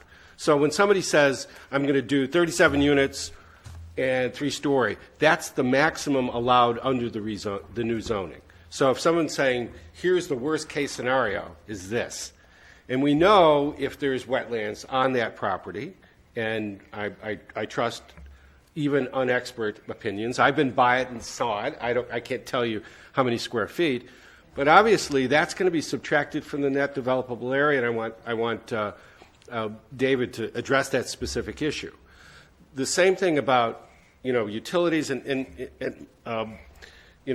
this is a developed area of town. This has got if it doesn't have bus traffic, it doesn't mean that you can't get bus lines there.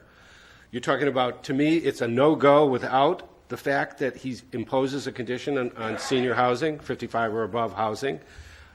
We could take that right off the table if it's not going to fly, and that's the kind of instruction I want to give to the planning board. Now, he may go through that process and say, I can only do 12 units because of the wetlands, and it's not profitable, and I'm going to walk away. But I'd like him to be able to, or the developer, to be able to take a look at that to see what's possible and fit within the constraints of the environment. And, if there's traffic analysis that can deal with traffic, lighting is not going to be shining in people's homes. That's a rule that the lighting can't leave the property edge. I'd like to have more certainty on what the structure would look like or the footprint. And when he says 3 stories, that's what the zoning allows. That doesn't mean that's what the project is going to be. And we're all looking at this 3-story towered skyscraper, somebody called it. It's just that's not going to be the reality of the situation. Now, I really, I want to return also to the comp plan. You say, Councilor Chance, that it shouldn't be used as a political tool. Either way, it shouldn't be used as a political tool. I think, in some ways of quoting this or whatever, and again, it's the balance that we find for what are the needs of the community, what are the needs of the neighborhood, what are the needs of someone developing this piece. That's got to be, you got to find that balance. I don't know where that balance is. And I've walked this area a lot. I've canvassed this area a lot. I have relatives in this area. I know this area very well. I think that the developer also, the libertarian component that some people should be able to do something with their land. He can do some things with his land right now, which may be, could be something in your backyard without you being able to say anything about it because that's his right. Will it be this large of a structure? And I think part of the problem of saying, if it's totally developable, here's what you can do. And that's a number that's probably not realistic. And as that number goes down, it becomes less and less a feasible project financially. So where does that break point go? Is it a project if it's 20 units? I don't know. Is it 25? Is it 15? But I think a lot of those questions will be answered during the development review process. And I do believe there's a bit of a cart before the horse situation. Somebody mentioned that. But this is a kind of a unique situation because the developer's going to have to expend a lot of money to get forward. And without at least the okay to say there's a potential here, and I want David also to address the fact that if the developer withdraws the project, the zoning will revert back to the original zoning. So this doesn't carry on necessarily, like someone said. This is a conditional zoning, and like I said, I helped craft this development, and if that's removed, it will revert back to its original zoning if the project doesn't go forward as specified within the conditional zoning agreement and with the conditions that are put on by the planning board. Now, in my mind, going back to the planning board, there are a number of things concerning the wetland area, the vernal pool, that the DEP has to take a look at that, has to sign off on that.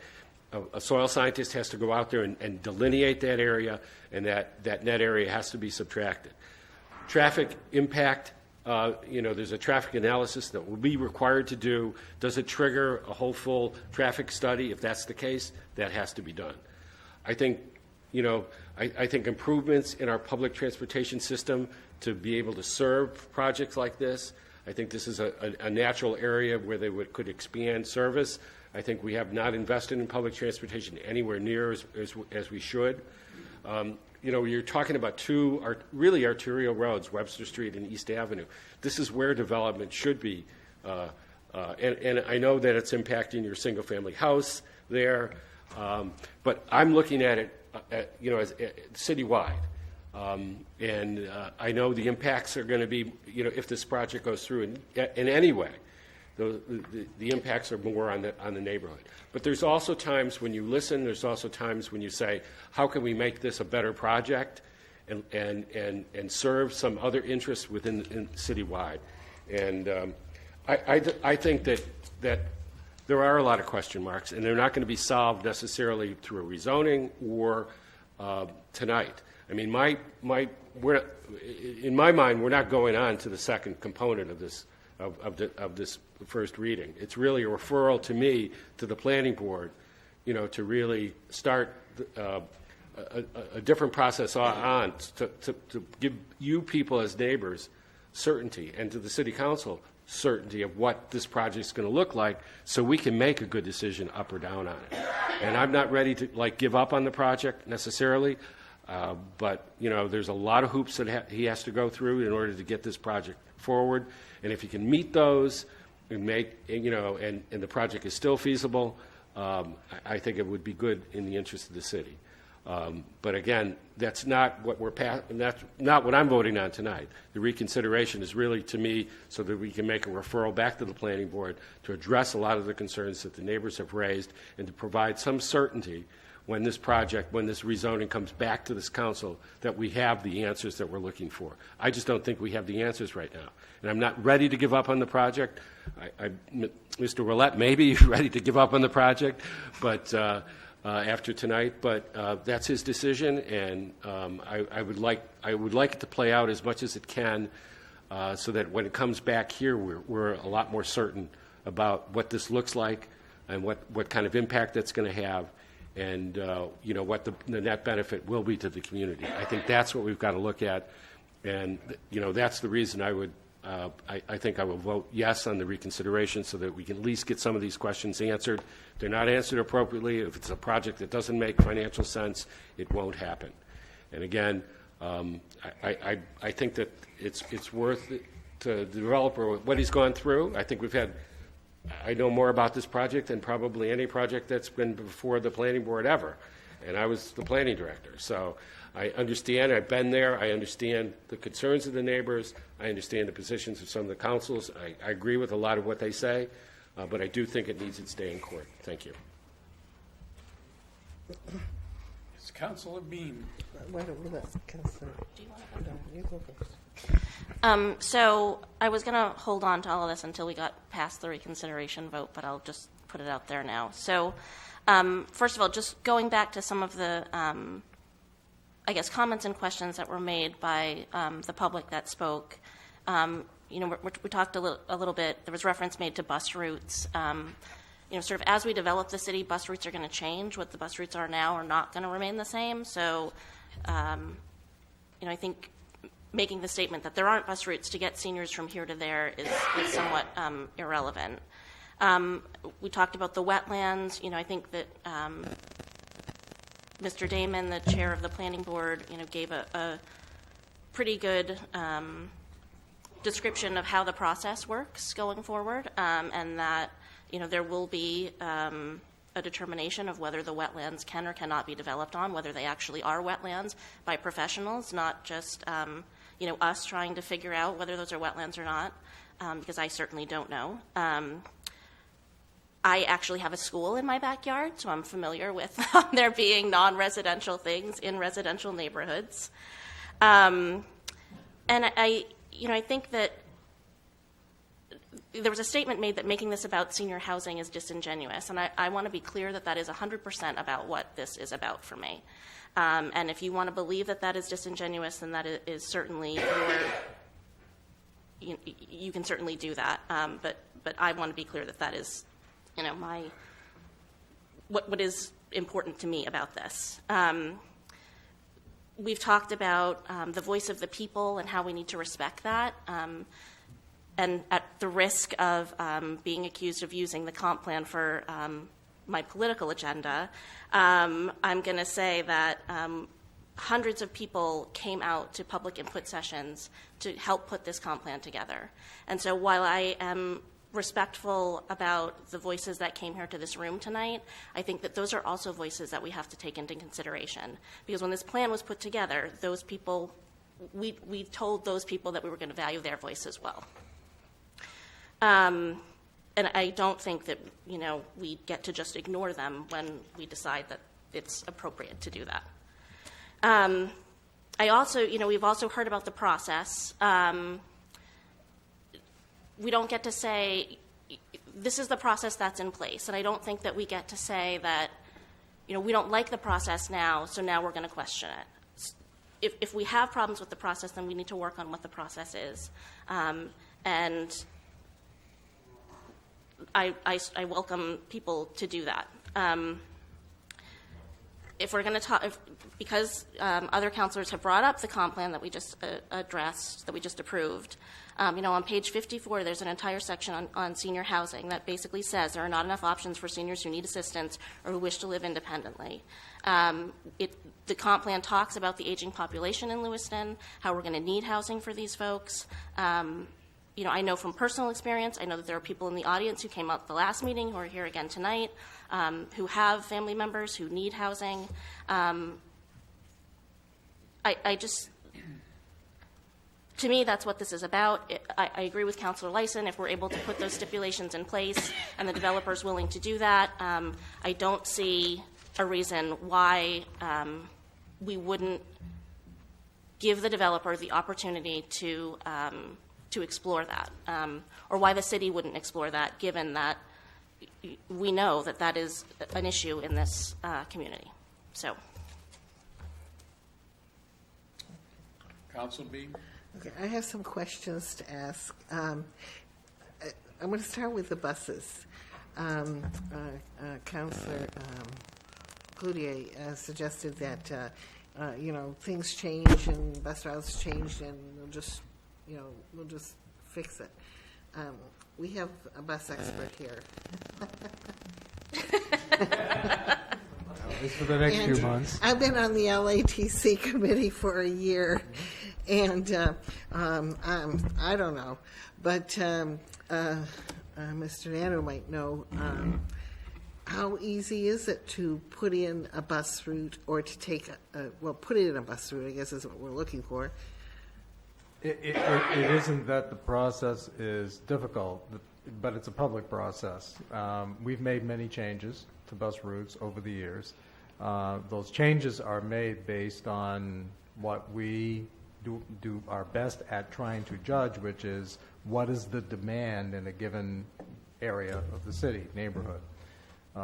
We've seen demand change over the years. Different parts of the city have at one point were served, stopped being served, and have now been served again. So anything is possible regarding what the public wants for additional service. And when you expand bus service, when you want to increase the amount of the city that you want to cover, that also presents opportunities to cover parts of the city that were never served before. So in our business, we never say never, but the process of getting bus service to a given neighborhood is only constrained by what the public is willing to pay for a bus service, subsidize support for bus service, and the desire of the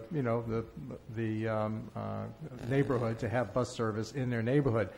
Contrary to popular belief, not everybody wants a bus in their neighborhood. We've actually had instances where we've had some requests for bus service in certain types of neighborhood, and the neighborhoods have voiced their opposition to having buses come through the neighborhood. So there are a variety of different things, but it's not impossible to do. It's a public process, and it is possible to create bus service in that area if all the stars come into alignment. So there's a certain process that you have to go through Yes. to It's get a federally bus service established, and this Yes. take a long time. No, it's just that you have to go through a public process. So it usually takes several months to get a change in route done, so that all the appropriate public notifications and public hearings are done, which are all required by the Federal Transit Administration. Does it cost a lot of money? To change a bus route, To, if you're using request a bus route? No, it doesn't. It doesn't cost money to change the bus route outside of changing the schedules, which is really a nominal cost. The big cost is whether or not you have to add additional buses to satisfy that need, or you're just shifting around existing buses that you have to cover it. So before you built a senior housing facility, where obviously the residents will require busing, you could inquire to see if they would be willing to put a bus route in there. You could inquire. Ahead of time? Yes, you would. And then we would try to make a determination as to how existing buses could support it. Mhm. If we make a determination that the existing routes can't support it because of the impact that it would have on the available buses that are covering that area, then a consideration might have to be made to add an additional bus to be able to cover that section of the city. The same kind of issue is going to come up if retail, God willing, ever comes to exit 80. If retail comes to exit 80, we're going to have to most likely make changes to the Lisbon Street route, and it may require adding an additional bus, because you would think that there's going to be a lot of territory to cover if retail begins to expand at exit 80. And like it did in Auburn, it changed bus service in Auburn, and I anticipate it could change bus service in Lewiston as well. Okay, thank you. And I also want to mention the wetlands. Now, somebody said we needed an expert. We do need an expert to decide whether a wetland is vernal or has the types of creatures in it that we, at least that's what I was told this afternoon, creatures in it that are endangered or whatever. They have certain guidelines. The DEP, I guess, is it DEP? EPA? Oh, good. You can explain that to us. I'm not a wetland expert. Well, no, but I'm not yeah, either, with but any, I know a wetland when I see it. I most know people do, wetland. right? Yeah, your feet are getting wet, or you see cattails or something like that. But any developer in Lewiston has to provide a delineation of wetlands, and that has to be done by somebody who is a professional, who is educated in determining what type of wetland is it. Is it a wetland of special significance? A developer would get that information, and then they would figure out, okay, what kind of permits am I going to need from the state? If I want to fill some of it, I want to fill all of it, fill portions of it, not touch it at all. Is it a vernal pool? The comments about vernal pools, that was accurate. You can only make a determination on a vernal pool certain weeks of the year. And if it's a vernal pool, quite frankly, that does not help him at all. A wetland is a lot easier to contend with than a vernal pool. So that is something that any property owner has to take into consideration, and that does impact their footprint as to how much land they'll have available. So Mr. Willett would not be able to start his project until we decided whether this wetlands was a vernal pool. Right. You would need to have someone go out there and do that investigation, correct? And that's about in March or April? I believe it's in April for this part of the state. Yeah. I mean, you want to be careful to do that because you don't want to get stuck starting the project and then being told, hey, you can't do it over here. I mean, I'm just trying to protect you. No, and these are all risks Mr. that obviously Louis taken. I mean, he's bought the property, whether he does nothing with it or he wants to pursue some type of development on it. These are the types of things that he or anybody else would have to consider in developing this land. Right. So that's something the planning board might want to think about too, is not allowing someone to just go in and take a wetlands and cover it up before we find out what we're dealing with. If they do that, we're there. Usually the neighbors are pretty good about that and telling us, and I imagine these neighbors are going to be very good about that. Well, they already told me and showed me. But we'll find out, and we involve DEP. The city doesn't have any jurisdiction over wetlands.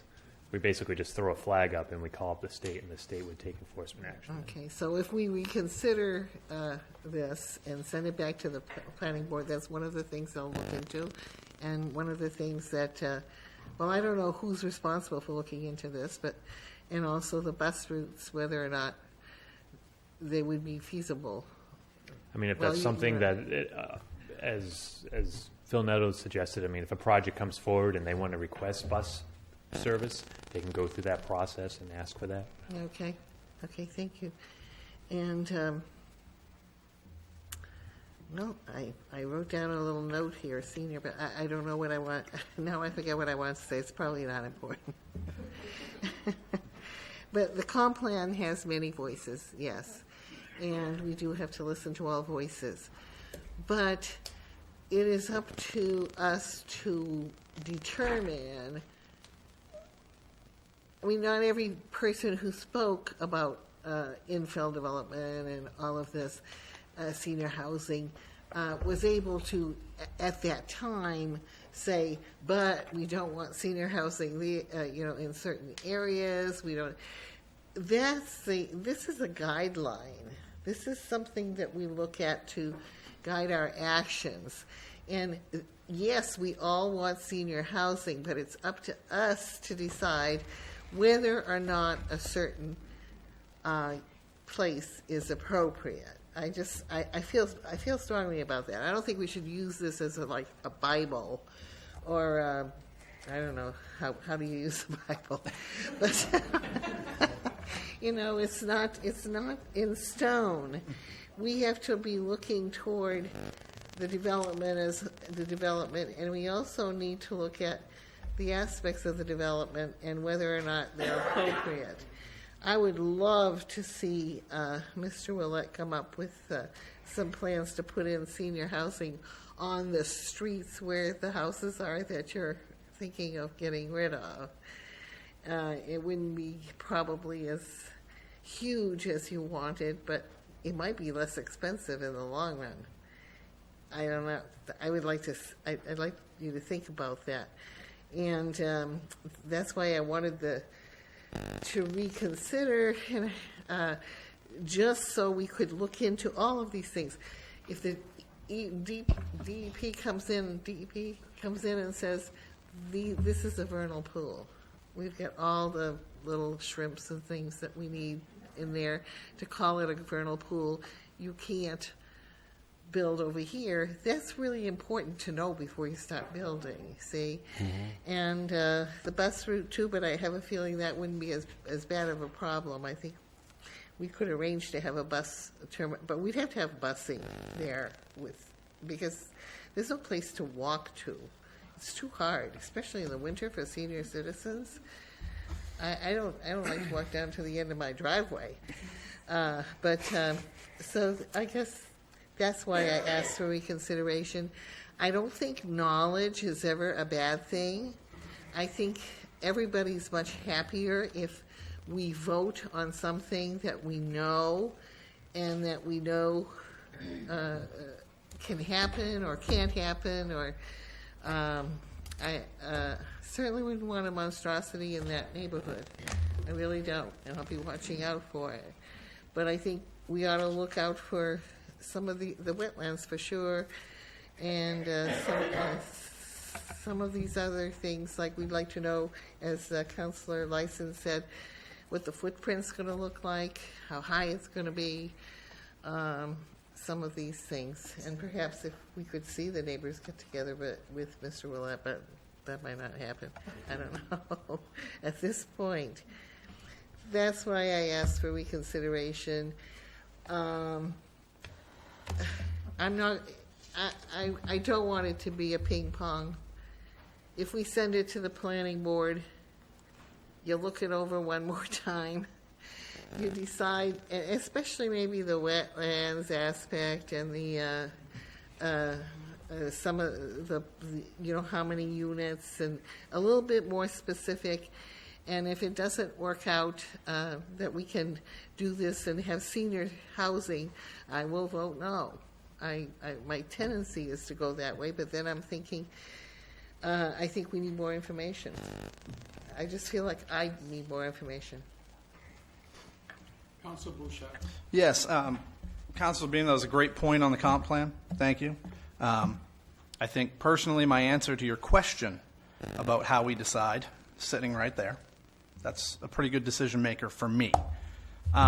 Councilor Lyson, I cannot in a vacuum disagree with anything you said about development, about giving development a chance.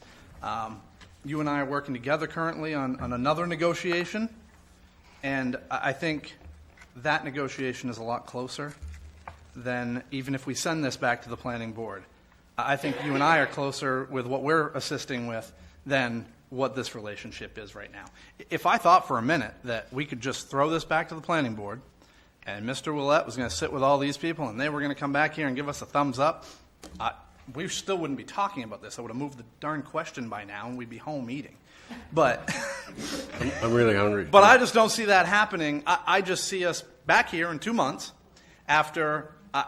I don't think they get anywhere, and sorry if I'm a pessimist for it, but I just think that relationship's too far gone to be close enough to come to a consensus. So we're going to be back here at another 2-hour meeting in a month, and we're going to be doing this again, and who knows, maybe it gets reconsidered again. And we can talk about it even longer, because it's our favorite thing to do this year, apparently. If I thought that relationship was close, I'd vote to reconsider it, send it to the planning board, let's get it done. But it's further away than what we're working on, Councilor Lyson, in my opinion. I don't see it. I'm just wondering if, by even voting to reconsider it, that we answer the question when it's appropriate to ignore you. And that's not a question I'm willing to answer with a yes at all. Councilor Lyson? Yeah, I mean, the issue on the vernal pool, I don't think we're going to be seeing this in a month. There's a lot more work and research that has to be done, and I'm willing to kind of let that process play out. I think this process before the planning or before the city council has been a good one. I think we've allowed the public to speak. I think people have, the mayor certainly has been fair in that end. I just don't think we're going to be seeing it too soon, and the developer is going to have a lot of thinking to do. So respond. And not to get it back and forth here, and I don't disagree with you. If I thought the difference between a vernal pool and a sand pit was going to move these folks to be there, or the difference between whether a bus can be there and whether a bus can't was enough to bring these folks back and go, yeah, let's do this, I'd be all for you.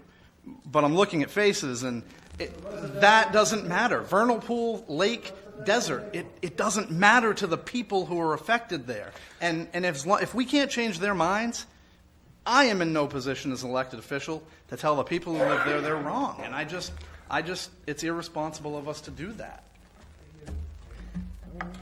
One more thing, just one more thing. Actually, I'm thinking that it is a vernal pool, and that because of the types of animals that are there, the little peepers, the frogs who are endangered, the turtles, the nesting birds, and I'm thinking of, that children's book, Make Way for Ducklings. Cute. It was in the middle of Boston, right? And they had all these little ducklings, but it was a bigger pool. Frankly, I'm sorry, but I have a feeling you're not going to be able to build on that wetland.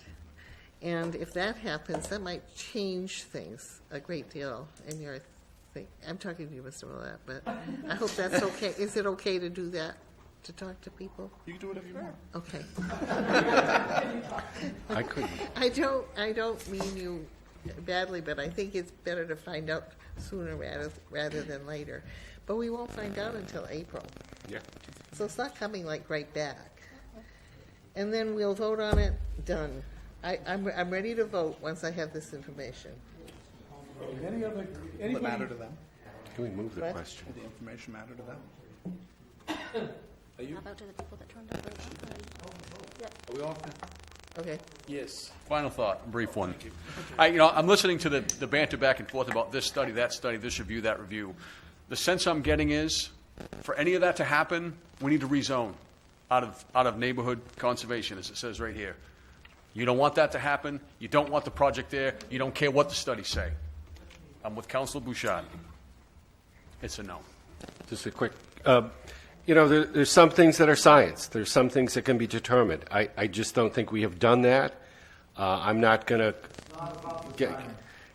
Well, a lot of people think that, but it is about the science. It's either a vernal pool or it's not. It's a wetland or it's not. You've got land. So.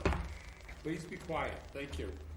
So we need to get that information, and I agree with Councilor Beam that we, that's going to take some time to get. We're not going to have this back here, but the planning board, there's conditions.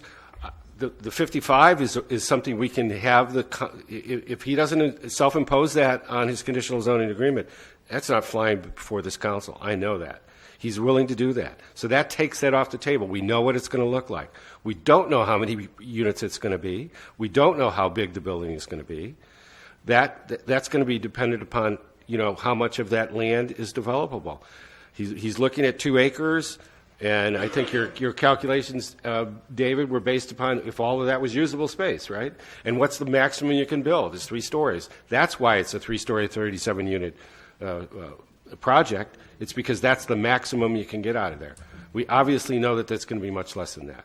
But let's find that out. Let's use the science and facts and experts to make those determinations before it's brought back here that we have to make that ultimate decision. So, thank you. Anybody else? Call the roll. So just for clarification, Thank Mr. you. Mayor. The motion before you is to approve reconsideration of the vote taken at the January 3rd, 2017 City Council meeting regarding first passage of the conditional rezoning of the property at 209 Webster Street from the NCA district to the OR district, subject to a conditional agreement. If you vote yes on this, then and the yes prevails, then the motion printed at the bottom will be immediately before you for action. If you vote no, then the vote that was taken on the 3rd will stand.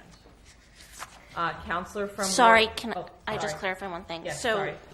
the motion at the bottom, when you say that will be immediately before you, that is where we can place restrictions on sending it back to the planning board, correct? Right, so if the motion to reconsider receives enough yes votes to pass, right, then the motion printed on the bottom will be immediately before you for action and discussion and disposition. And you could dispose of that motion. Think of the motion as a physical item. You can dispose of the motion by approving it, by denying it, by voting it down, by sending it to the planning board for future action, by voting to continue the public hearing, should you wish to get additional information. So there's several options that you could do to take action on that lower item. Can I ask Kathy a question?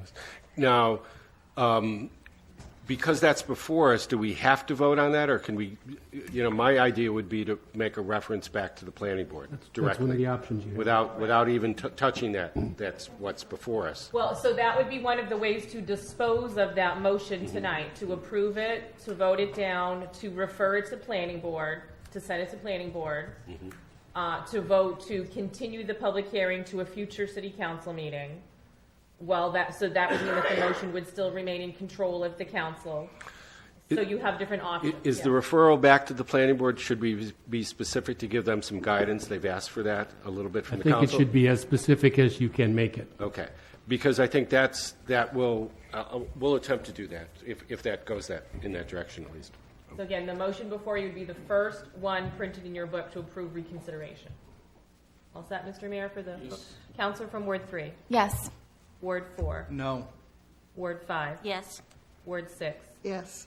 Ward 7? No. Ward 1? Yes. Ward 2? No.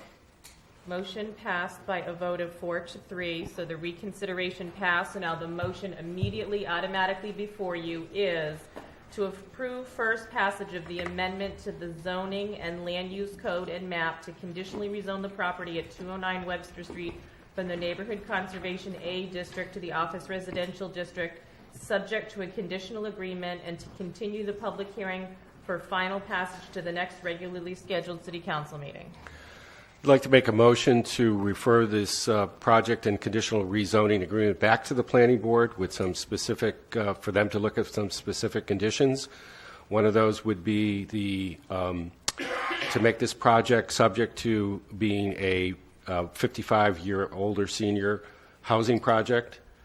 Second of all, that the DEP be involved examining the wetland and examination for the vernal pool. That we also, if there is a traffic impact analysis done and determines that a full traffic study has to be done, that be implemented prior to, by conditions in the conditional zoning agreement. Let's see. Also, I would like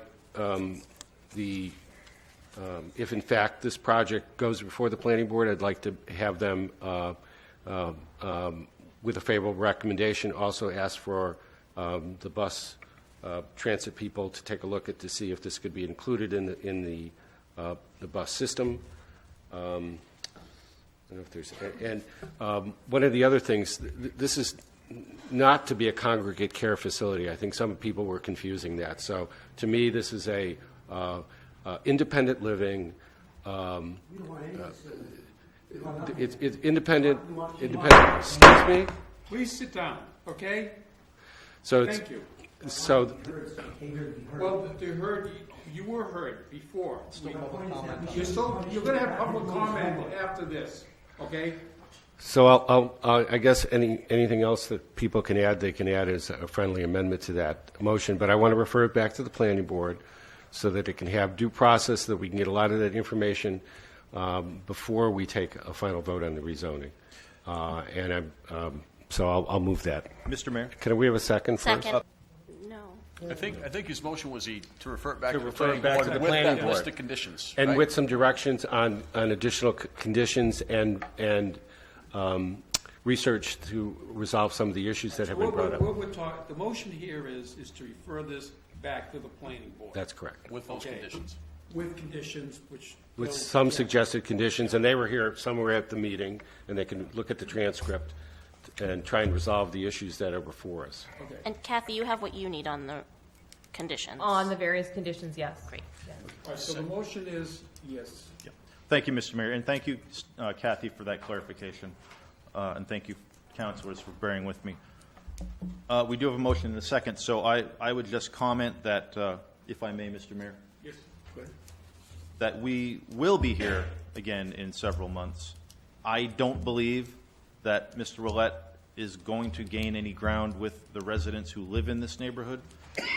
I don't believe that the wetlands issue is going to make a difference with the residents who live in the neighborhood, because they obviously do not want any development. Additionally, rezoning this from neighborhood conservation A, which is conserving that single-family neighborhood, to something outside of that zone to accommodate a development that nobody wants, I really do not believe the residents and Mr. Willett will come to an agreement. I will not vote to send this to the planning board, because I think it's going to be a grand waste of time, and the residents will not see this as acceptable, and I can understand why. Thank you. I'll just echo Councilor LaChance already said it, but I just, our planning board works hard. They have a lot in front of them. I don't see how running over this issue again in probably at least 2 public sessions is a good use of their time when we already know what the people are going to say. So voting on this to me is telling the people we're going to listen or we're not going to listen. And that's essentially what we're voting on, because we already know what the answer is going to be, despite pools, buses. Doesn't matter. We know what the answer is going to be from the people. So I just ask any counselor, if you're here to listen to the people who are affected by these people, you vote no now, and don't put them through this again. Don't waste our advisory board's time. They have a lot of other things on their plate that they need to do, rather than go over something that in the end, if you're standing with the people, you're going to vote no as a personal counselor on anyway. So that's my only plug. Okay, just before we go. Sure. You had the motion and you seconded it. Okay, all right, go ahead. I just want to address I don't think we can predict the future necessarily, and you're attempting to do that. You may be right. I do think that when I look at a development and I see concerned neighbors coming in with issues, I say let's address the issues, and that's what I'm attempting to do. Now, if the issue is I don't want anything in my backyard, that ain't going to work, because Mr. Willett can do something in that backyard, okay? And I believe he has the right to kind of take a look at, best use of that land. And I don't think he's had the opportunity to really look at it. I would like to have more clarity at this particular moment, but that's why I'm referring it back to the planning board, so we can get some of those issues.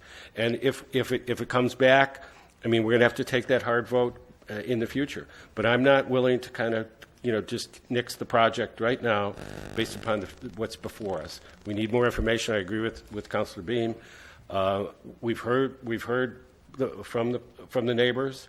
They make terrific points. I want to address the points that they've made, the questions that they've asked, in a scientific and a thoughtful manner by professionals who know what they're doing.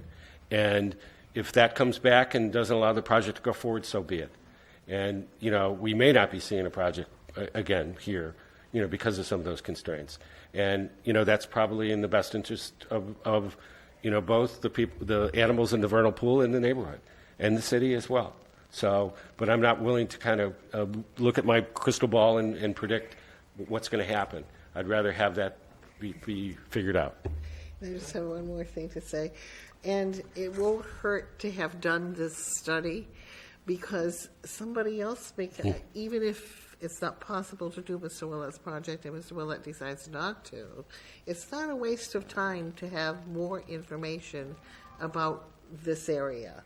It'll be a good thing. We'll already know when somebody comes to us, gee, I'd like to develop this. Well, we know this is a vernal pool, this is not, whatever.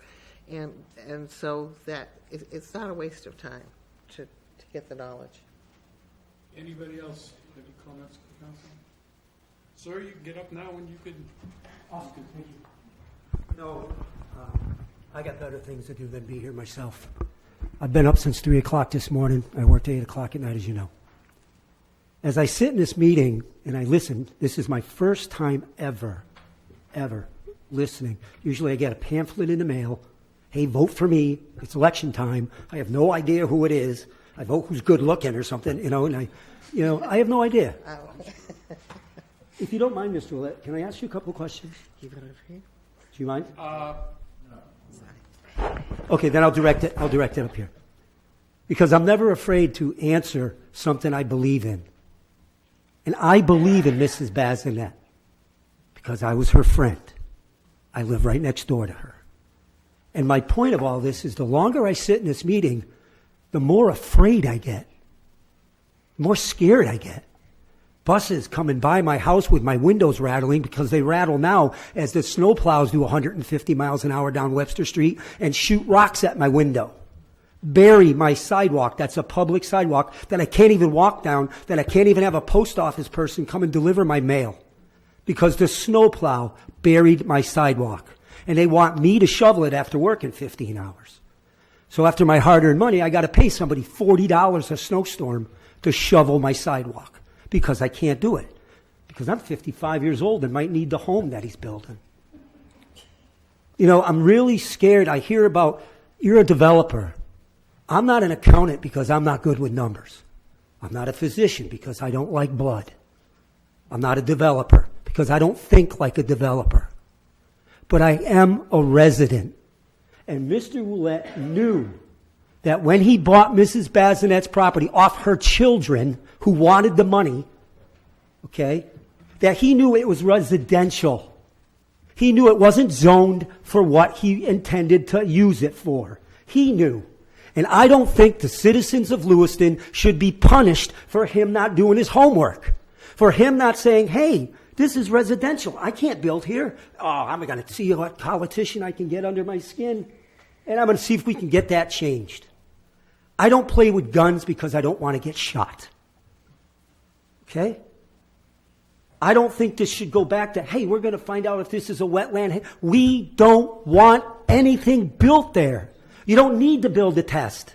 I bought my home 22 years ago coming out of the Navy because there was wetland in the back and my children can see the woods. They can see the raccoons running through the woods. A bear got caught in a tree. Is a bear going to get caught on your lamppost? Hopefully he's 55 years old. I'm not trying to be facetious. I'm not trying to be facetious in any way, shape, or form. But I'm speaking from my heart because I am not a politician. And I want to commend the people that are up there, the fight that they're doing for us. Let's test this, let's test that. We don't want any testing to go on. We don't want nothing built there. If he wants to play within the rules of a residential building, build a home. Build a beautiful home. Have a nice swimming pool. Invite me over. We'll have a barbecue. Just like I did with Mrs. B. We don't want anything that's outside the zoning. We don't want the game to be changed. I'm 55. I've been there 22 years. So pretty much half my life I live there. Would you like it if they changed the rules halfway through your life? I don't want the rules changed. And nobody in this room does. Do you? No. I hear his son playing a band in their driveway. Echoes through the whole neighborhood. I sat on the back of my deck. I don't drink, so I had an old duels and opened up in the duels and listened to his son play. My daughter's fiance played in their band or whatever it was. I don't know, that rock stuff. I can't understand it. But, you know, it's all camaraderie. I don't want buses in my neighborhood. I don't want a big building in my neighborhood. I want the rolling fields. I want to glance out my window and still see Mrs. B's backyard and remember her, because she was the sweetest, hardest working woman there ever was, and she does not want this. I sat with her and asked her. So when you say, let's revisit, I don't think like a developer. I think like a homeowner. You said that you have residents, you have like nephews or nieces or somebody, but is it you living there? Is that what you want to come home to after you just work 15 hours a day? Is that what you want to drive in your driveway and see? Not me. I want to see that bear in the woods. I want to see all the different birds flying in the woods that you can see. I have a cardinal, a red cardinal that comes back every year. There is 2 this year, you're correct, because it's a male and female. Are we going to see all that? That's going to all go away, because we're now not L.A., we're L.A. Portland. We're L.A. Boston. We're L.A. Hartford. We're L.A. Washington. We got enough changes to deal with a new president coming into this country. We don't need to deal with something that's right in our backyard that we can do something about. It's common consensus. We don't want it. The people that abut those properties do not want it. Not one person on this board drives home and is going to see that. I'm going to. I don't want it. Do you want to drive up and see it when you come home at night? There's your answer. Let's not waste the time. I get it. You know, we don't want it rezoned for nothing. We don't need the wetland rezoned to see if we can build on it. We don't want nothing built on it. You know what we want built on it? The frogs. And the birds that land there to drink. And a little skating where his son used to go down in the backyard and skate on the frozen pond. That's what we want to see. I don't want to see buses. I don't want to see that. And I thank you very much. I don't know what protocol was. I wouldn't even know I wasn't supposed to speak after something got closed. I didn't know none of that. I'm not a politician. I'm just a concerned citizen who loved Mrs. B with all my heart and soul. And I promised her that I would fight for her. Because I'm not about the money. I'm about her. And I'm about my neighborhood. And about my camaraderie. That's why I stay here. And I can pretty much guarantee you, if you build that building, you can buy my piece of land from me. I will offer it to you. Because I don't want to be here. Okay. Speak to the up here. Yes, I'm sorry. Again, I don't know the rules, you know, but I feel like I'm in a street fight. I feel like I'm in a street fight for a home that I bought with the rules with this was residential. End of story. Can never be changed. Don't change the rules on me at 22 years. Don't change the rule on him 50-something years. That's all we're asking. It's not to change the rules halfway through the game. Thank you. I just want to confirm something he said about Mrs. Bazinet. As I told you earlier, I bought my family home, okay? My mother wanted to buy some land from Mrs. Bazinet to extend our backyard, okay? No, she didn't want to do that. She never wanted anything except her woods, her wetlands, and she never wanted anything developed on that property. So I just wanted to confirm that. I have something I'd like to ask the councilors. I can't say that word. The people that you that voted you in. Don't ask me to say it because I can't say it. Yeah, that. Okay. Okay. If one of them would come to you, and somebody wanted to develop something like that in their backyard, I want to ask you, how would you feel? Would you fight for them? Would you oppose it, or would you go for it? I'd like to find that out. If it was one of your people that voted you in the office, I'm asking all of you, what would you say to them? Well, this is not back, you can talk, but this is not a back and forth like that, okay? Oh. That's part of that's how it's Okay. going, okay?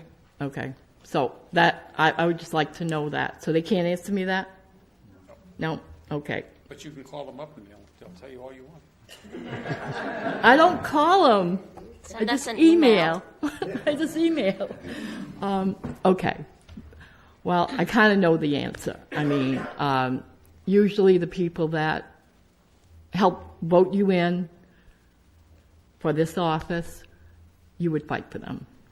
So I would hope you would fight for them if something like this would happen. But, okay, that's what I wanted to say. Hopefully I'll have to come up again. Okay, thank you. Anyone else would they wish to speak? Oh, I gotta get. Anyone else? Okay, we'll close the public discussion. Back to the council. Anyone in the council want to speak? Hearing none, call the roll.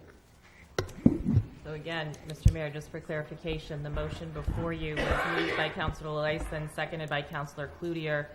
The motion is to refer the motion in your book to the planning board for their additional review, along with the following considerations. One, that the housing project involve 55 plus and older senior citizen housing. Number 2, DEP examination of the wetlands.